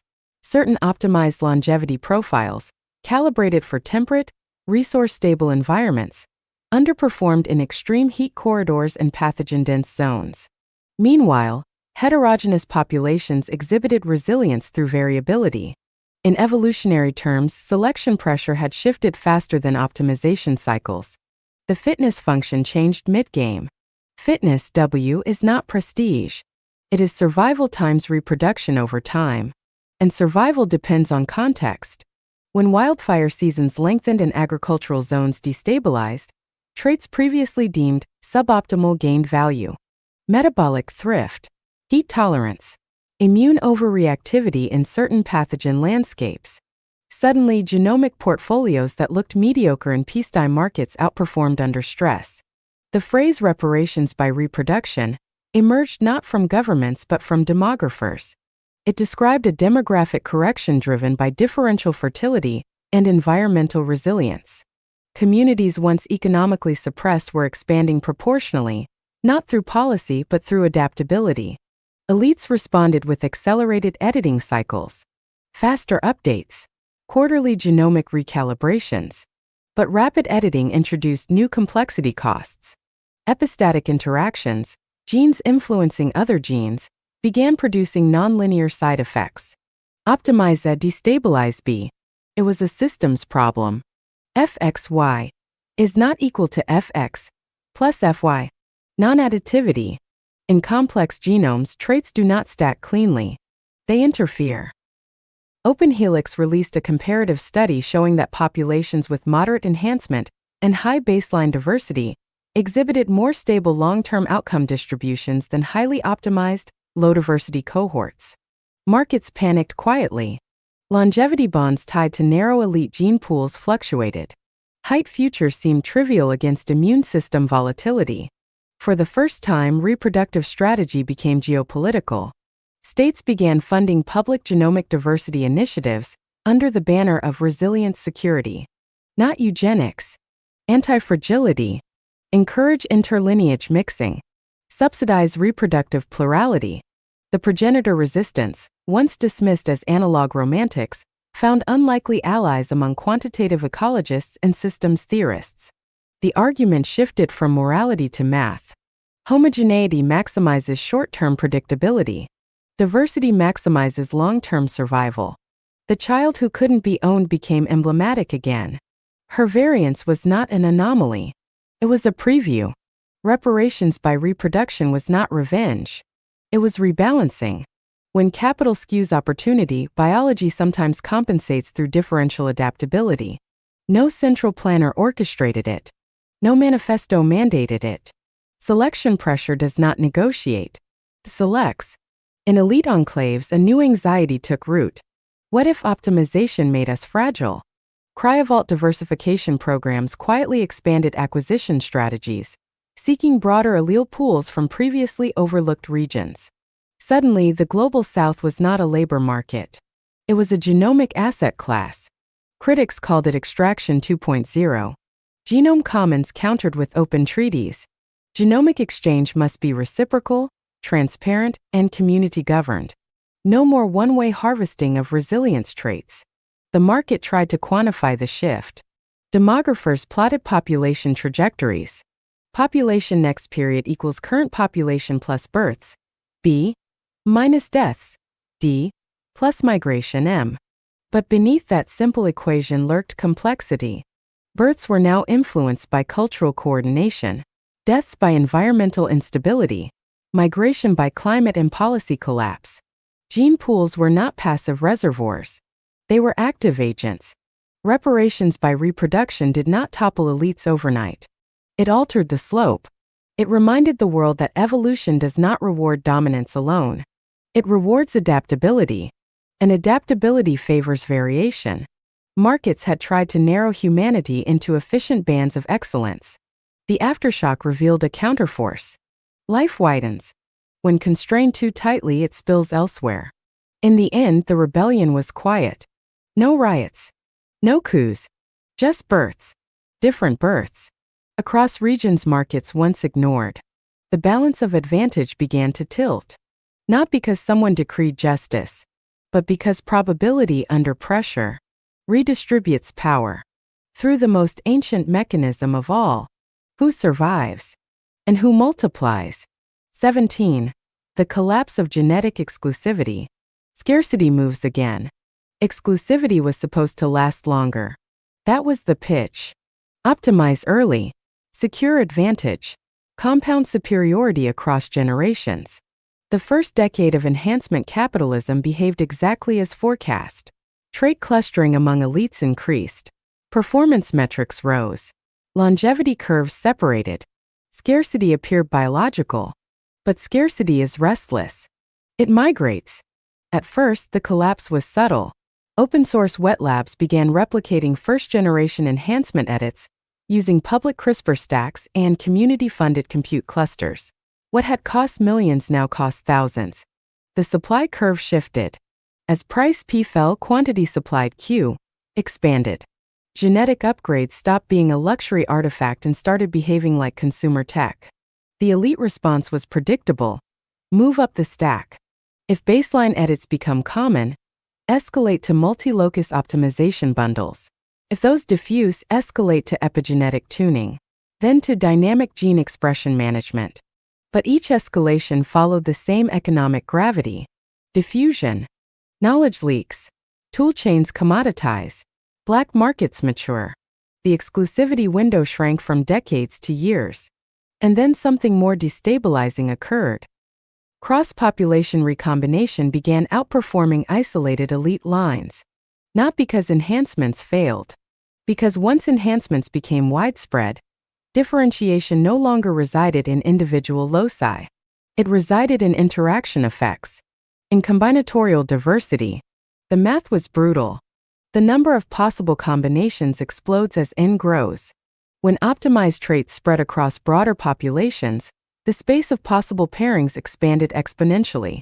Innovation migrated from proprietary edits to emergent recombination. The vault families had optimized vertically. The open world optimized horizontally. And horizontal scales faster. Financial markets sensed it before the boardrooms did. Premiums attached to exclusive genome lines began flattening. Secondary markets for cryo-assets cooled. Investors realized something uncomfortable. If everyone can access version 3.0 enhancements, exclusivity shifts to version 4.0, but version 4.0 will also diffuse. Scarcity was no longer genetic. It became temporal. Early access, not permanent advantage. Value V decays over time T, as diffusion rate K increases. The half-life of biological advantage shortened. The collapse of genetic exclusivity did not mean equality. It meant acceleration. Advantages flickered instead of ossifying. Meanwhile, regulatory arbitrage widened access in unexpected regions. Several mid-tier nations, seeking talent influx, subsidized public enhancement clinics under open licenses. Their pitch was simple. If genetic upgrades are inevitable, democratize them. Talent migration followed. The elite enclaves discovered that biological advantage without social dynamism underperformed. Because performance is contextual.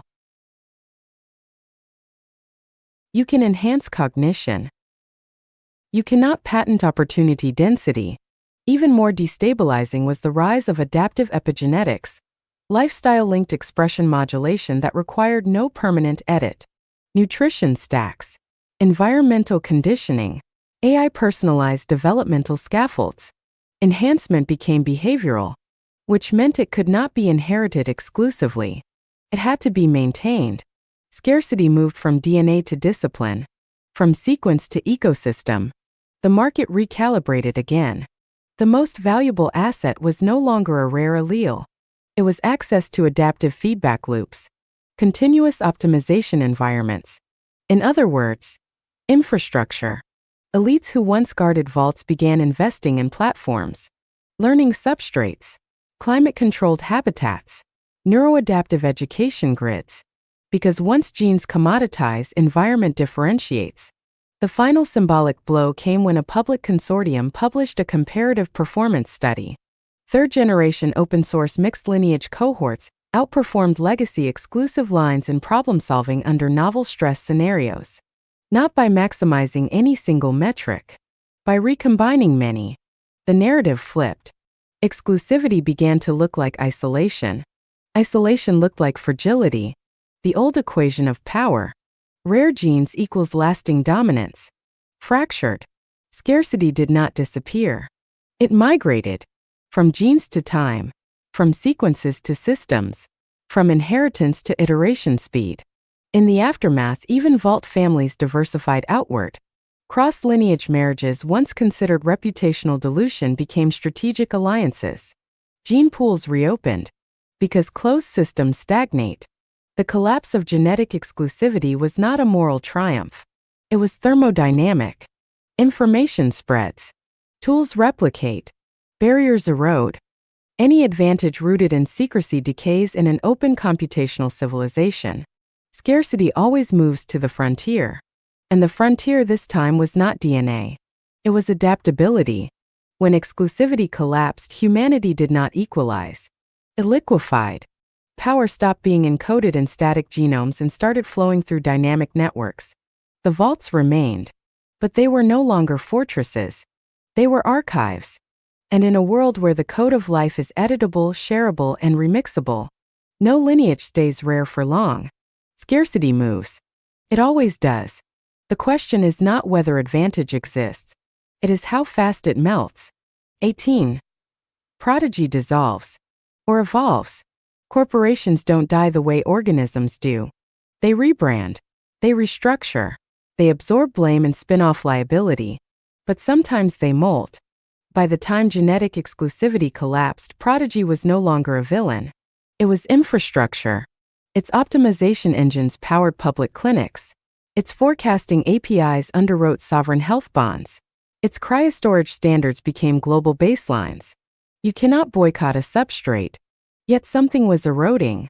The old revenue model depended on asymmetry, proprietary weighting schemas, private enhancement tiers, exclusive access to predictive trait markets.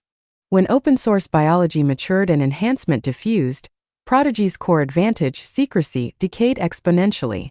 Value tied to opacity shrinks as diffusion K accelerates. Their quarterly reports stopped emphasizing exclusivity and began emphasizing adaptive governance. A new division launched, Prodigy Commons. Open auditing, transparent weighting coefficients, community oversight nodes. Critics called it survival theater. Supporters called it maturity. The internal documents told a more interesting story. Prodigy's own simulations had converged on an uncomfortable conclusion. Long-term stability required distributed genetic diversity. Monopoly over optimization was mathematically suboptimal. Maximize EW subject to var W, epsilon. Maximize expected fitness, EW. Under variance constraints. Centralized control increased systemic variance under environmental shock. Distributed enhancement reduced it. In short, the system was safer if Prodigy relinquished control. This is where the narrative fractures. Did Prodigy dissolve under public pressure? Or did it evolve because its own models demanded it? The IPO that once could not be shorted became irrelevant. Shareholders voted to convert core patents into perpetual public trusts in exchange for sovereign-backed infrastructure contracts. A pivot from product to protocol, from gatekeeper to guarantor. The move stunned markets. Stock volatility spiked. Short-term variance exploded. Long-term projections stabilized. Prodigy stopped selling genetic advantage. It began selling resilience frameworks, global enhancement guidelines, ethical compliance layers, adaptive climate genome integration stacks. In effect, it admitted something radical. Optimization cannot be proprietary in a thermodynamic system. Information flows. Traits diffuse. Scarcity migrates. If you fight entropy, you lose.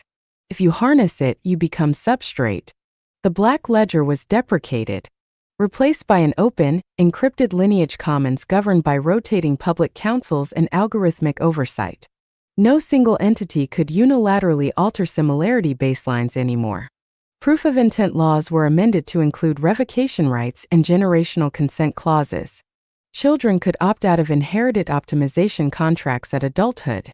The most symbolic act came quietly. Prodigy decommissioned its premium tier cryovault, the one reserved for ultra-liquid elites, and merged it with public biobanks under transparency protocols. The nitrogen aristocracy dissolved into data, or evolved into trustees. Skeptics argue this was strategic retreat. Better to guide the transition than be dismantled. Perhaps. But evolution rarely asks about motive. It selects outcomes. Prodigy survived because it adapted its utility function. From maximizing shareholder return to minimizing systemic collapse probability.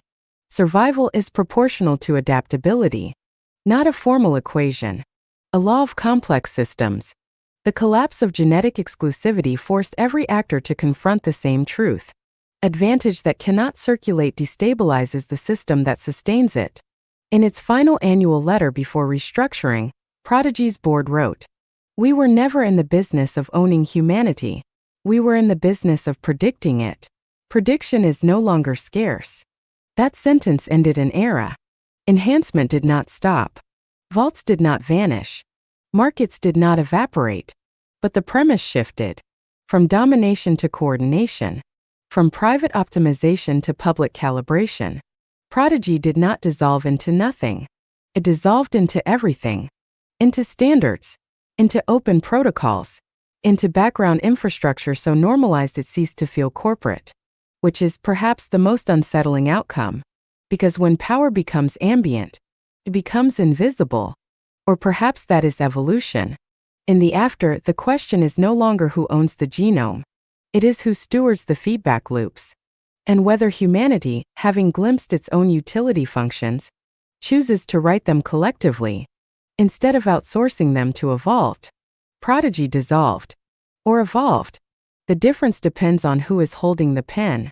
19. Post-human, post-profit. What remains when lineage is liquid? When lineage stopped behaving like property, something subtle dissolved with it. Inheritance had once anchored identity, blood tied to land, genes tied to capital, capital tied to power. But once genomes became editable, shareable, remixable, once exclusivity collapsed and Prodigy faded into protocol, lineage liquefied. It no longer accumulated. It circulated. The old compounding model fractured. A tongue sticking out, 1 plus R.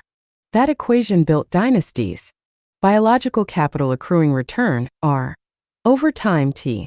But when edits diffuse, when access expands, when recombination outpaces ownership, our approach is zero. Advantage no longer compounds indefinitely. It decays into commons. The post-human era did not arrive with chrome limbs or uploaded minds. It arrived when the genome ceased to function as a vault. Human variation became fluid, exchange through open registries, voluntary mixing networks, adaptive clinics. Lineage became a library. You could trace ancestry. You could borrow traits. But you could not corner the market on inheritance. Profit models faltered. Because profit depends on asymmetry, scarcity, control, temporal advantage. But genetic asymmetry shortened to months, then weeks. Optimization updates resembled software patches. And software does not generate aristocracy. It generates version churn. Markets search for new moats. Behavioral augmentation. Neural interface exclusivity. Longevity as a service. But each frontier faced the same gravitational pull. Information spreads. What remains when profit can no longer lock itself to blood?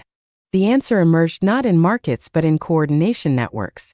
Value migrated from ownership to orchestration. The equation shifted quietly. Value equals F network trust adaptation.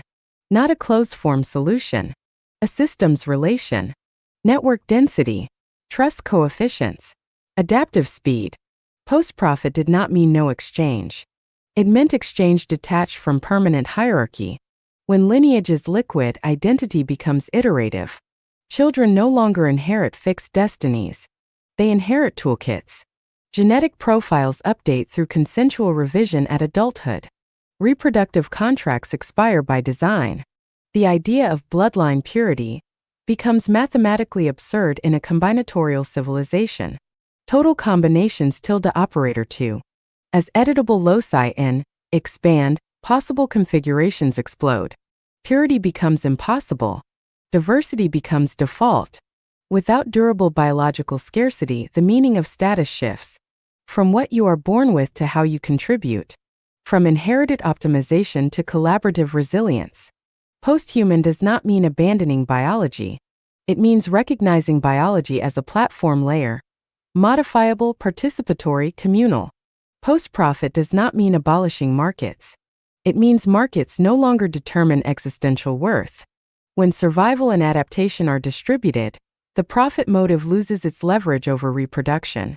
Children are not ROI instruments. They are emergent agents.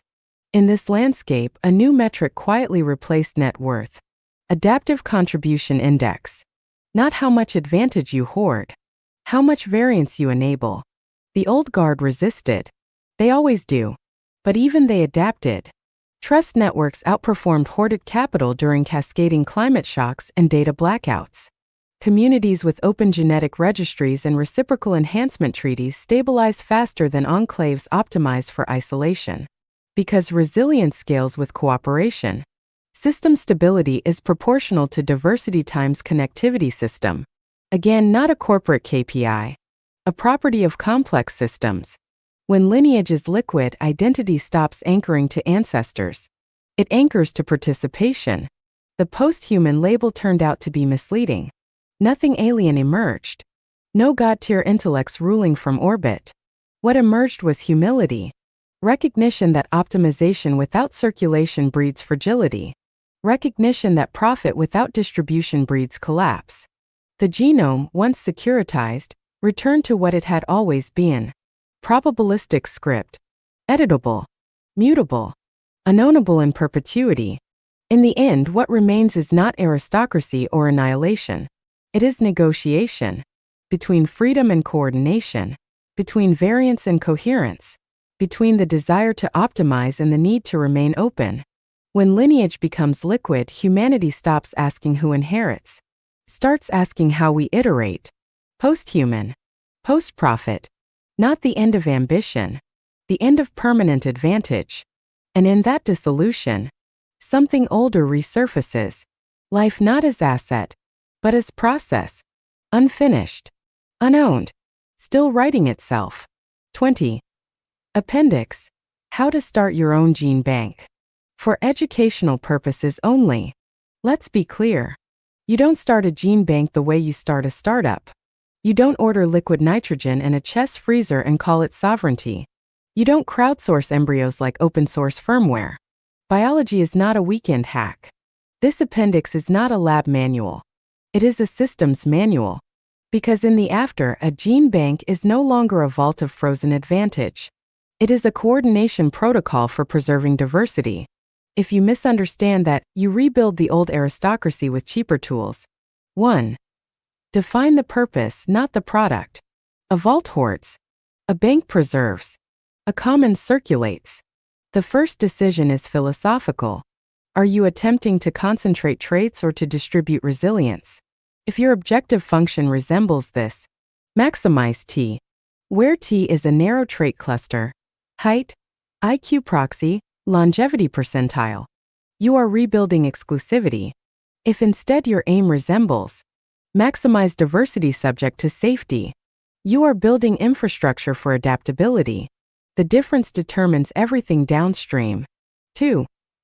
Governance before genetics. Do not start with freezers. Start with bylaws. Who controls access? Who audits decisions? Who holds revocation power? Genetic storage without governance becomes futile. Your architecture should assume no single node retains unilateral control. Decision authority rotates. Transparency is default. Future generations have opt-out rights. If lineage becomes liquid, governance must be fluid too. 3. Diversity is a mathematical asset. Biological systems survive shocks when variability remains high. H equals 1 minus sigma pi superscript 2. Expected heterozygosity, H, increases as allele distribution widens. Translation. Do not curate for aesthetic preference. Do not filter for prestige markers. Prioritize breadth across immune markers, metabolic traits, cognitive styles, environmental tolerances. Diversity is not charity. It is shock absorption. 4. Avoid static optimization. A gene bank that locks traits into a permanent ideal becomes obsolete. The environment changes. Selection pressures move. Design your system to incorporate feedback loops. Adaptation is proportional to variation times feedback. Without variation, feedback cannot refine. Without feedback, variation drifts. Your bank should function less like a museum and more like a living registry. 5. Consent across time. The original vault era made a catastrophic assumption. Parental intent equals permanent consent. In the after, that premise collapses. Any ethical gene bank must include explicit donor consent, clear usage constraints, sunset clauses, adult opt-out rights. No genome is property in perpetuity. Treat stored material as entrusted, not owned. 6.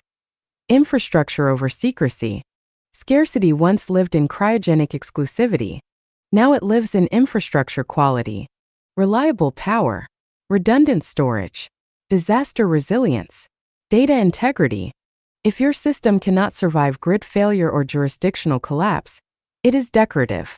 Security should protect privacy, not hoard advantage. Opaque systems decay faster in an open civilization. 7.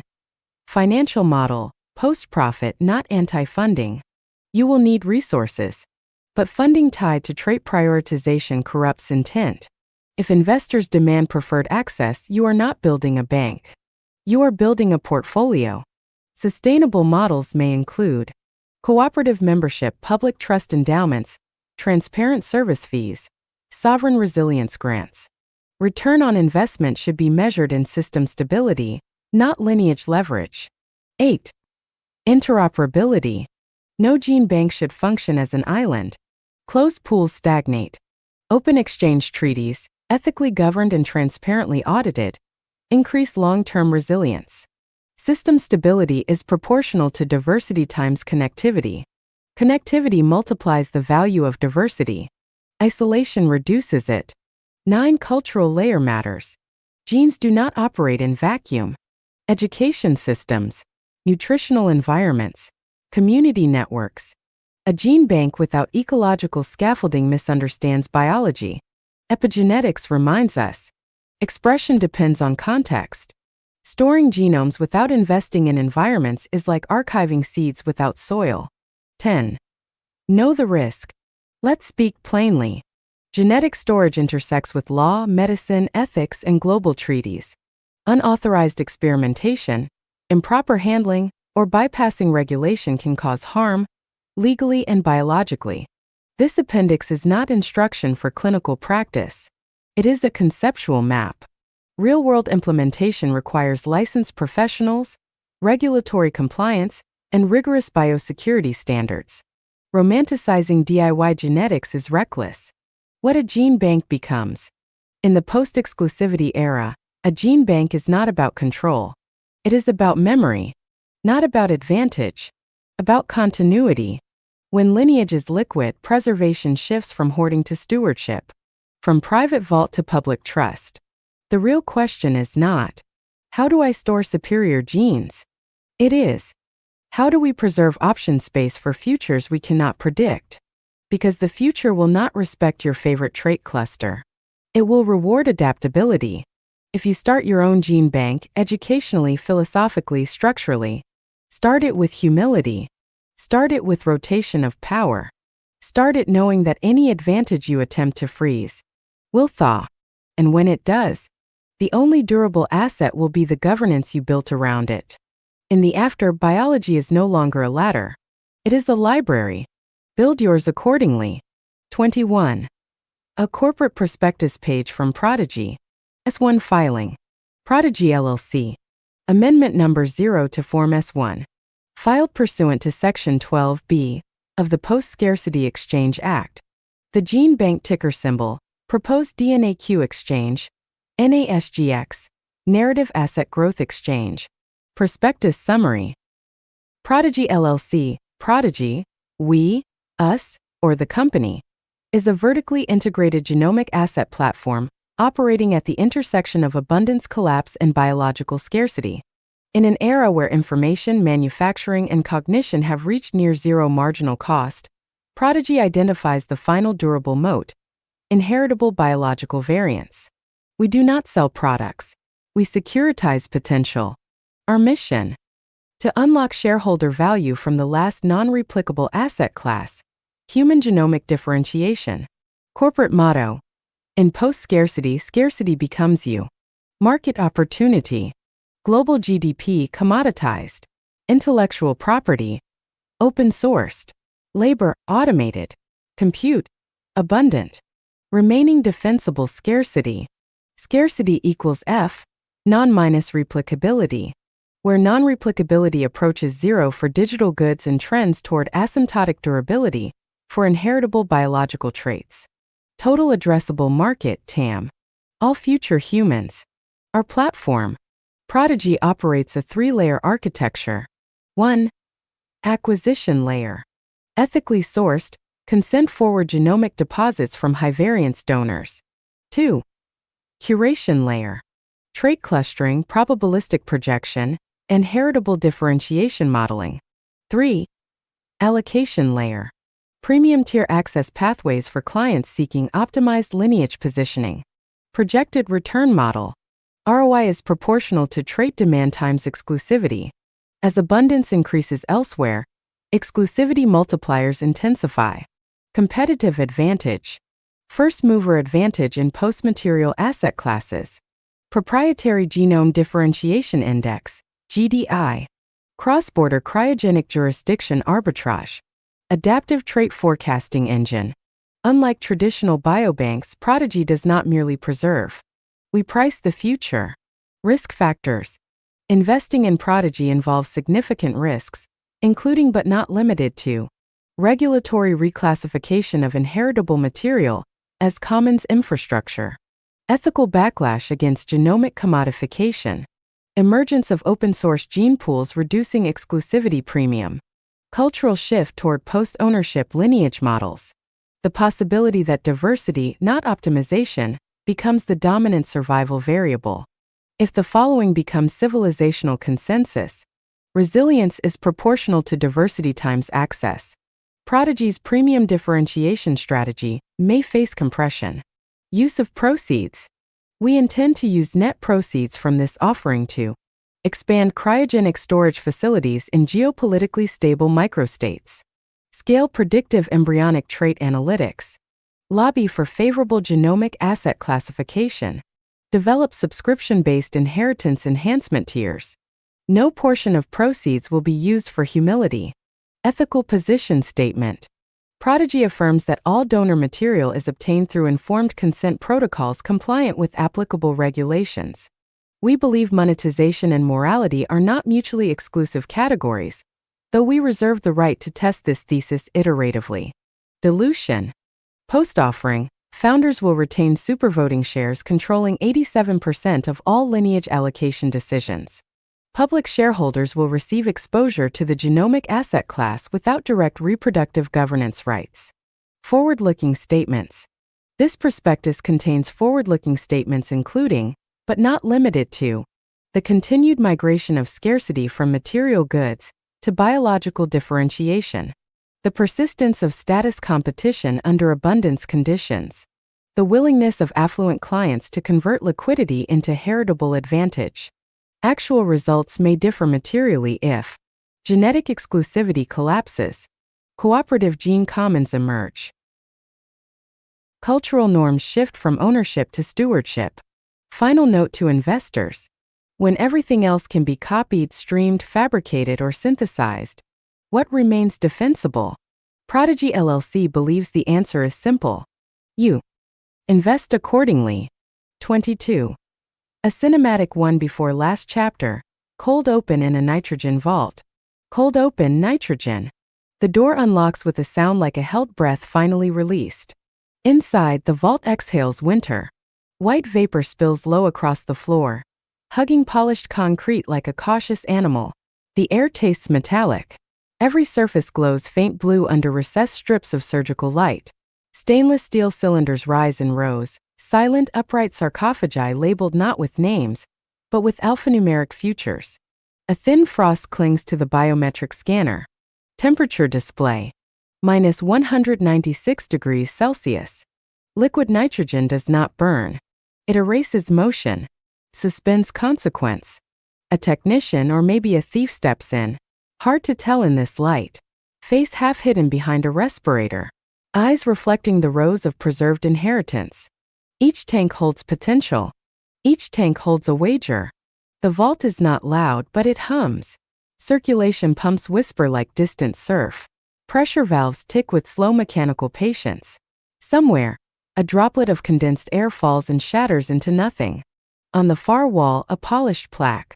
PRODIGY LLC, archive by continuity through exclusivity. The figure pauses at tank 47C. GDI rating: 9.81 projected longevity percentile, 99.3 cognitive variance index. Elite band. The screen beneath the label scrolls predictive models of a person who does not yet exist. Probability curves bloom across the glass. P trait equals F, genotype, environment. The environment variable flickers. Uncertain. Unpriced. The figure places a gloved hand on the cylinder. Inside, suspended in pale vapor, microscopic strands coil in silence. DNA like frost-written scripture. Once these were cells. Now they are derivatives. The vault lights dim for night cycle. Emergency strips remain. Blue becomes darker blue. A security camera rotates. The technician thief produces a small device. Matte black unbranded. It connects to the tank's access port with a soft click. No alarms. Just data transfer. In the distance, a compressor kicks on deeper than before. The device screen displays something unexpected. Commons protocol detected. A second interface overlays the proprietary dashboard. Lines of code ripple across the glass like thawing ice. Access tiers begin to dissolve. Exclusivity rating recalculates. 9.817.24.61.0. Scarcity evaporates faster than nitrogen. The vault does not understand this. It was built to preserve differentiation.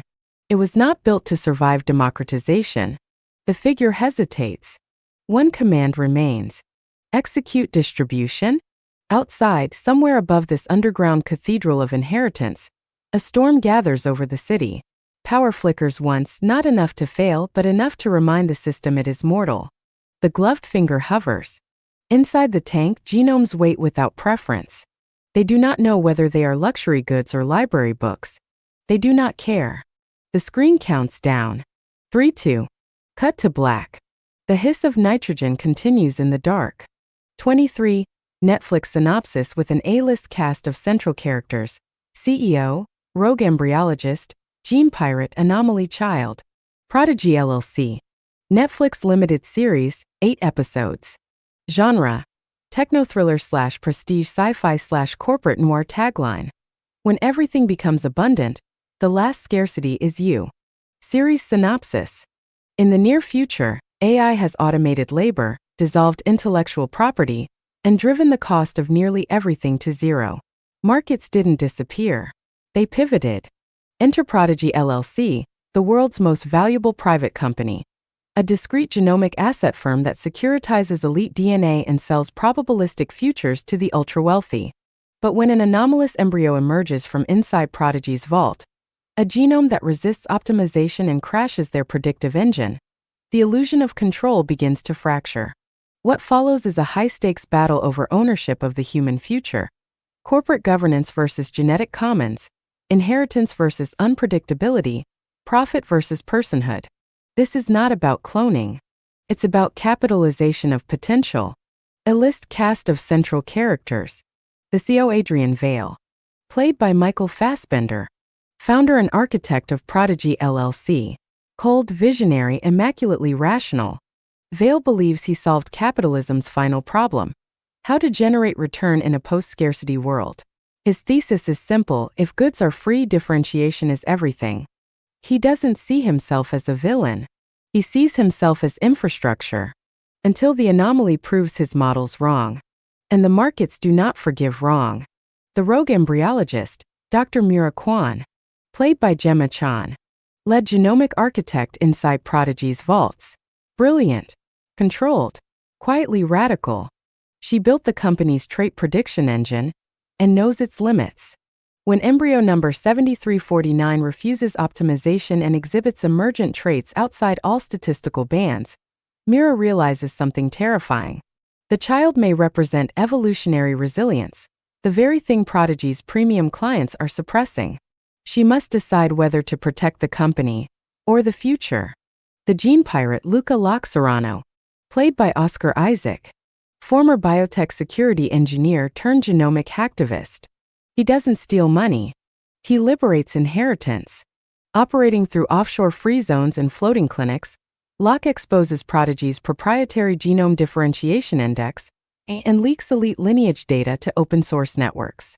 To him, DNA is not an asset class. It's a commons. But when he encounters the anomaly child, even he questions whether total openness can protect what makes humanity adaptive. The anomaly child Lyra, age 10 by episode 8. Played by Brooklyn Prince. Born from a supposedly optimized lineage portfolio, but statistically inefficient. Lyra's genome shows unpredictable expression patterns. She performs poorly on standardized enhancement metrics, yet displays extraordinary integrative cognition no algorithm forecasted. She is not superior. She is unexpected. And in a system built on probabilistic certainty, unexpected is destabilizing. As Prodigy's valuation surges and collapses in real time, Lyra becomes both target and symbol, the living argument against genetic exclusivity. Tone and style. Think. Corporate glass towers like cathedrals. Nitrogen vaults lit like sacred crypts.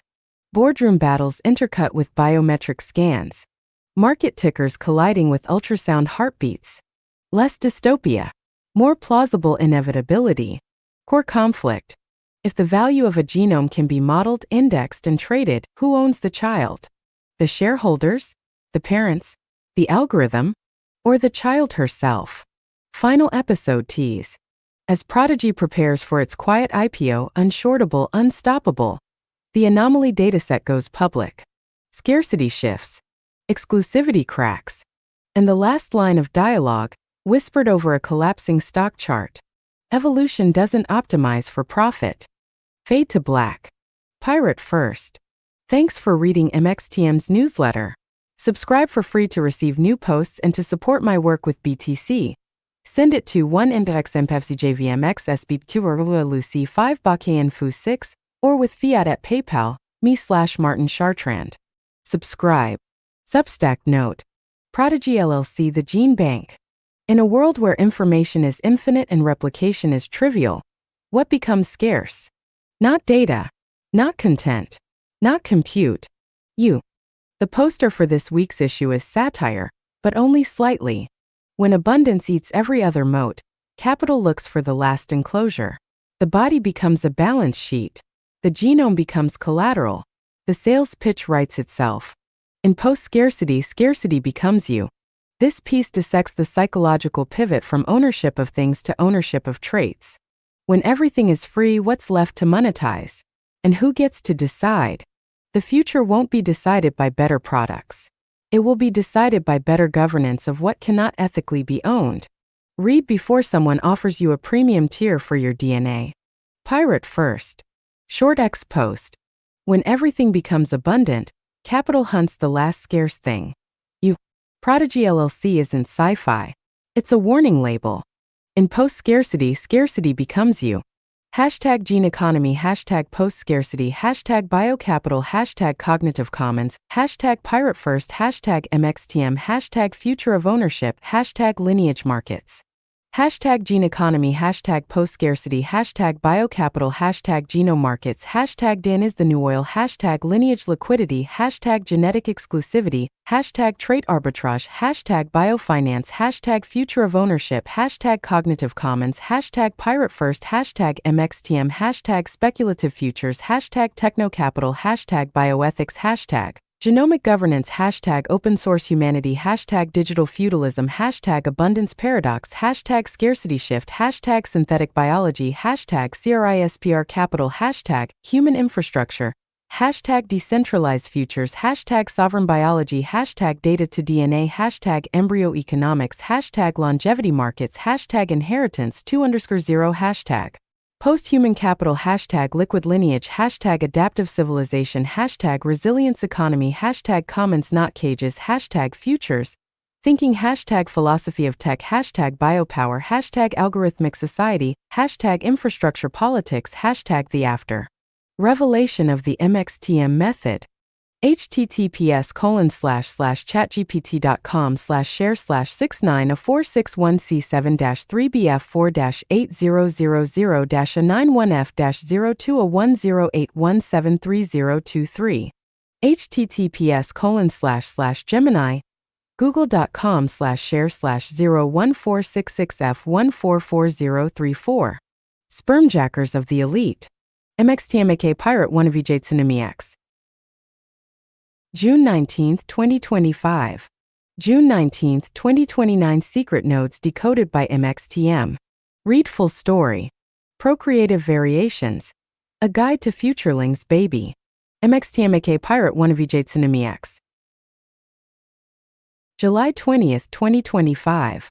Thanks for reading MXTM's newsletter. Subscribe for free to receive new posts and support my work. Read full story. Related reading. This one's sanitized. Next. Got it. Holding for review. Good. Keep the pace up. The Pirate First's log, YouTube's comment section is a managed illusion. YouTube's burning library and the war on your mind. February 18, 2026. Let me tell you what happened to me this morning. I was in a YouTube comment section trying to do something radical, have a conversation, cross-referencing a video with outside sources, linking to forums where the real, unfiltered technical debate lived, pointing people toward the deeper archive, the longer thread, the inconvenient counterargument. Gone. Ghosted. Held for review. Vanished into the digital ether. And that right there, mates, is not an accident. That is policy. The polite face of censorship. YouTube doesn't call it censorship, of course. That would be too honest for a company that runs on advertiser goodwill and quarterly earnings calls. They call it their external links policy, and on paper, it sounds perfectly reasonable. Links to malware, phishing sites, pornography, apps that install unwanted software, all prohibited. Google support, nobody's arguing with that. But the algorithm doesn't read context. It reads pattern. And the pattern it has learned to suppress is this: any comment that points you somewhere else. Reddit. Flagged. GitHub. Suspicious. A decade-old technical forum where real practitioners have been arguing the details for years.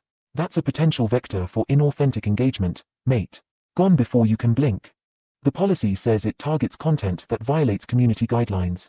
In some cases, they may make exceptions for content with educational, documentary, scientific, or artistic context. Google support may. In some cases, that's not a right. That's a favor. And favors, as any pirate knows, are given to those who cooperate with the fleet. The algorithm as censor-in-chief, T6. Thanks for reading MXDM's newsletter. Subscribe for free to receive new posts and support my work with BTC. Send it to 1nphxmpfzjvmxsbpqvrwaluc5baknfu6 or with fiat at paypal.me. Martin Chartrand. February 12, MXTM. Substack. Dispatch from the cognitive insurgency. The revolution wasn't fought, it was deployed. The crisis failed. Blockades collapsed, control is obsolete. The Straight Gambit, a chronicle of the last control protocol. Pirate First Dispatch from the Cognitive Insurgency, MXTM, February 15, 2026. By Pirate First Dispatch from the Cognitive Insurgency, MXTM's newsletter, February 2026. They didn't lose control overnight. They lost it in 10,000 basement laboratories, in mesh networks spanning favelas and suburbs, in local language models that couldn't be censored, in agent swarms that automated dignity. By October 2025, the powers that were faced an existential threat they'd never encountered. The plebs had the tools. Provocative. They orchestrated a blockade to stop you from running local AI. It failed. Not because we fought, because we built better. The Straight Gambit, when manufactured scarcity met distributed competence. Chronicle is live. Pirate flag. Hashtag cognitive insurgency, hashtag pirate first. It takes a pirate to catch one. Amazon rarely provides restitution for lost royalties and what indies can do about it. The quiet arithmetic of a broken system. There's a pattern repeating across Amazon's marketplace day after day. A counterfeit book goes live. It ranks. It siphons sales. An author discovers it. They file a report. Days or weeks pass. The listing disappears. And then, nothing. No retroactive payment for the revenue Amazon collected during those stolen weeks. No compensation for diverted sales. But indies No get real forms. consequences for the infringer. The music industry forced platform.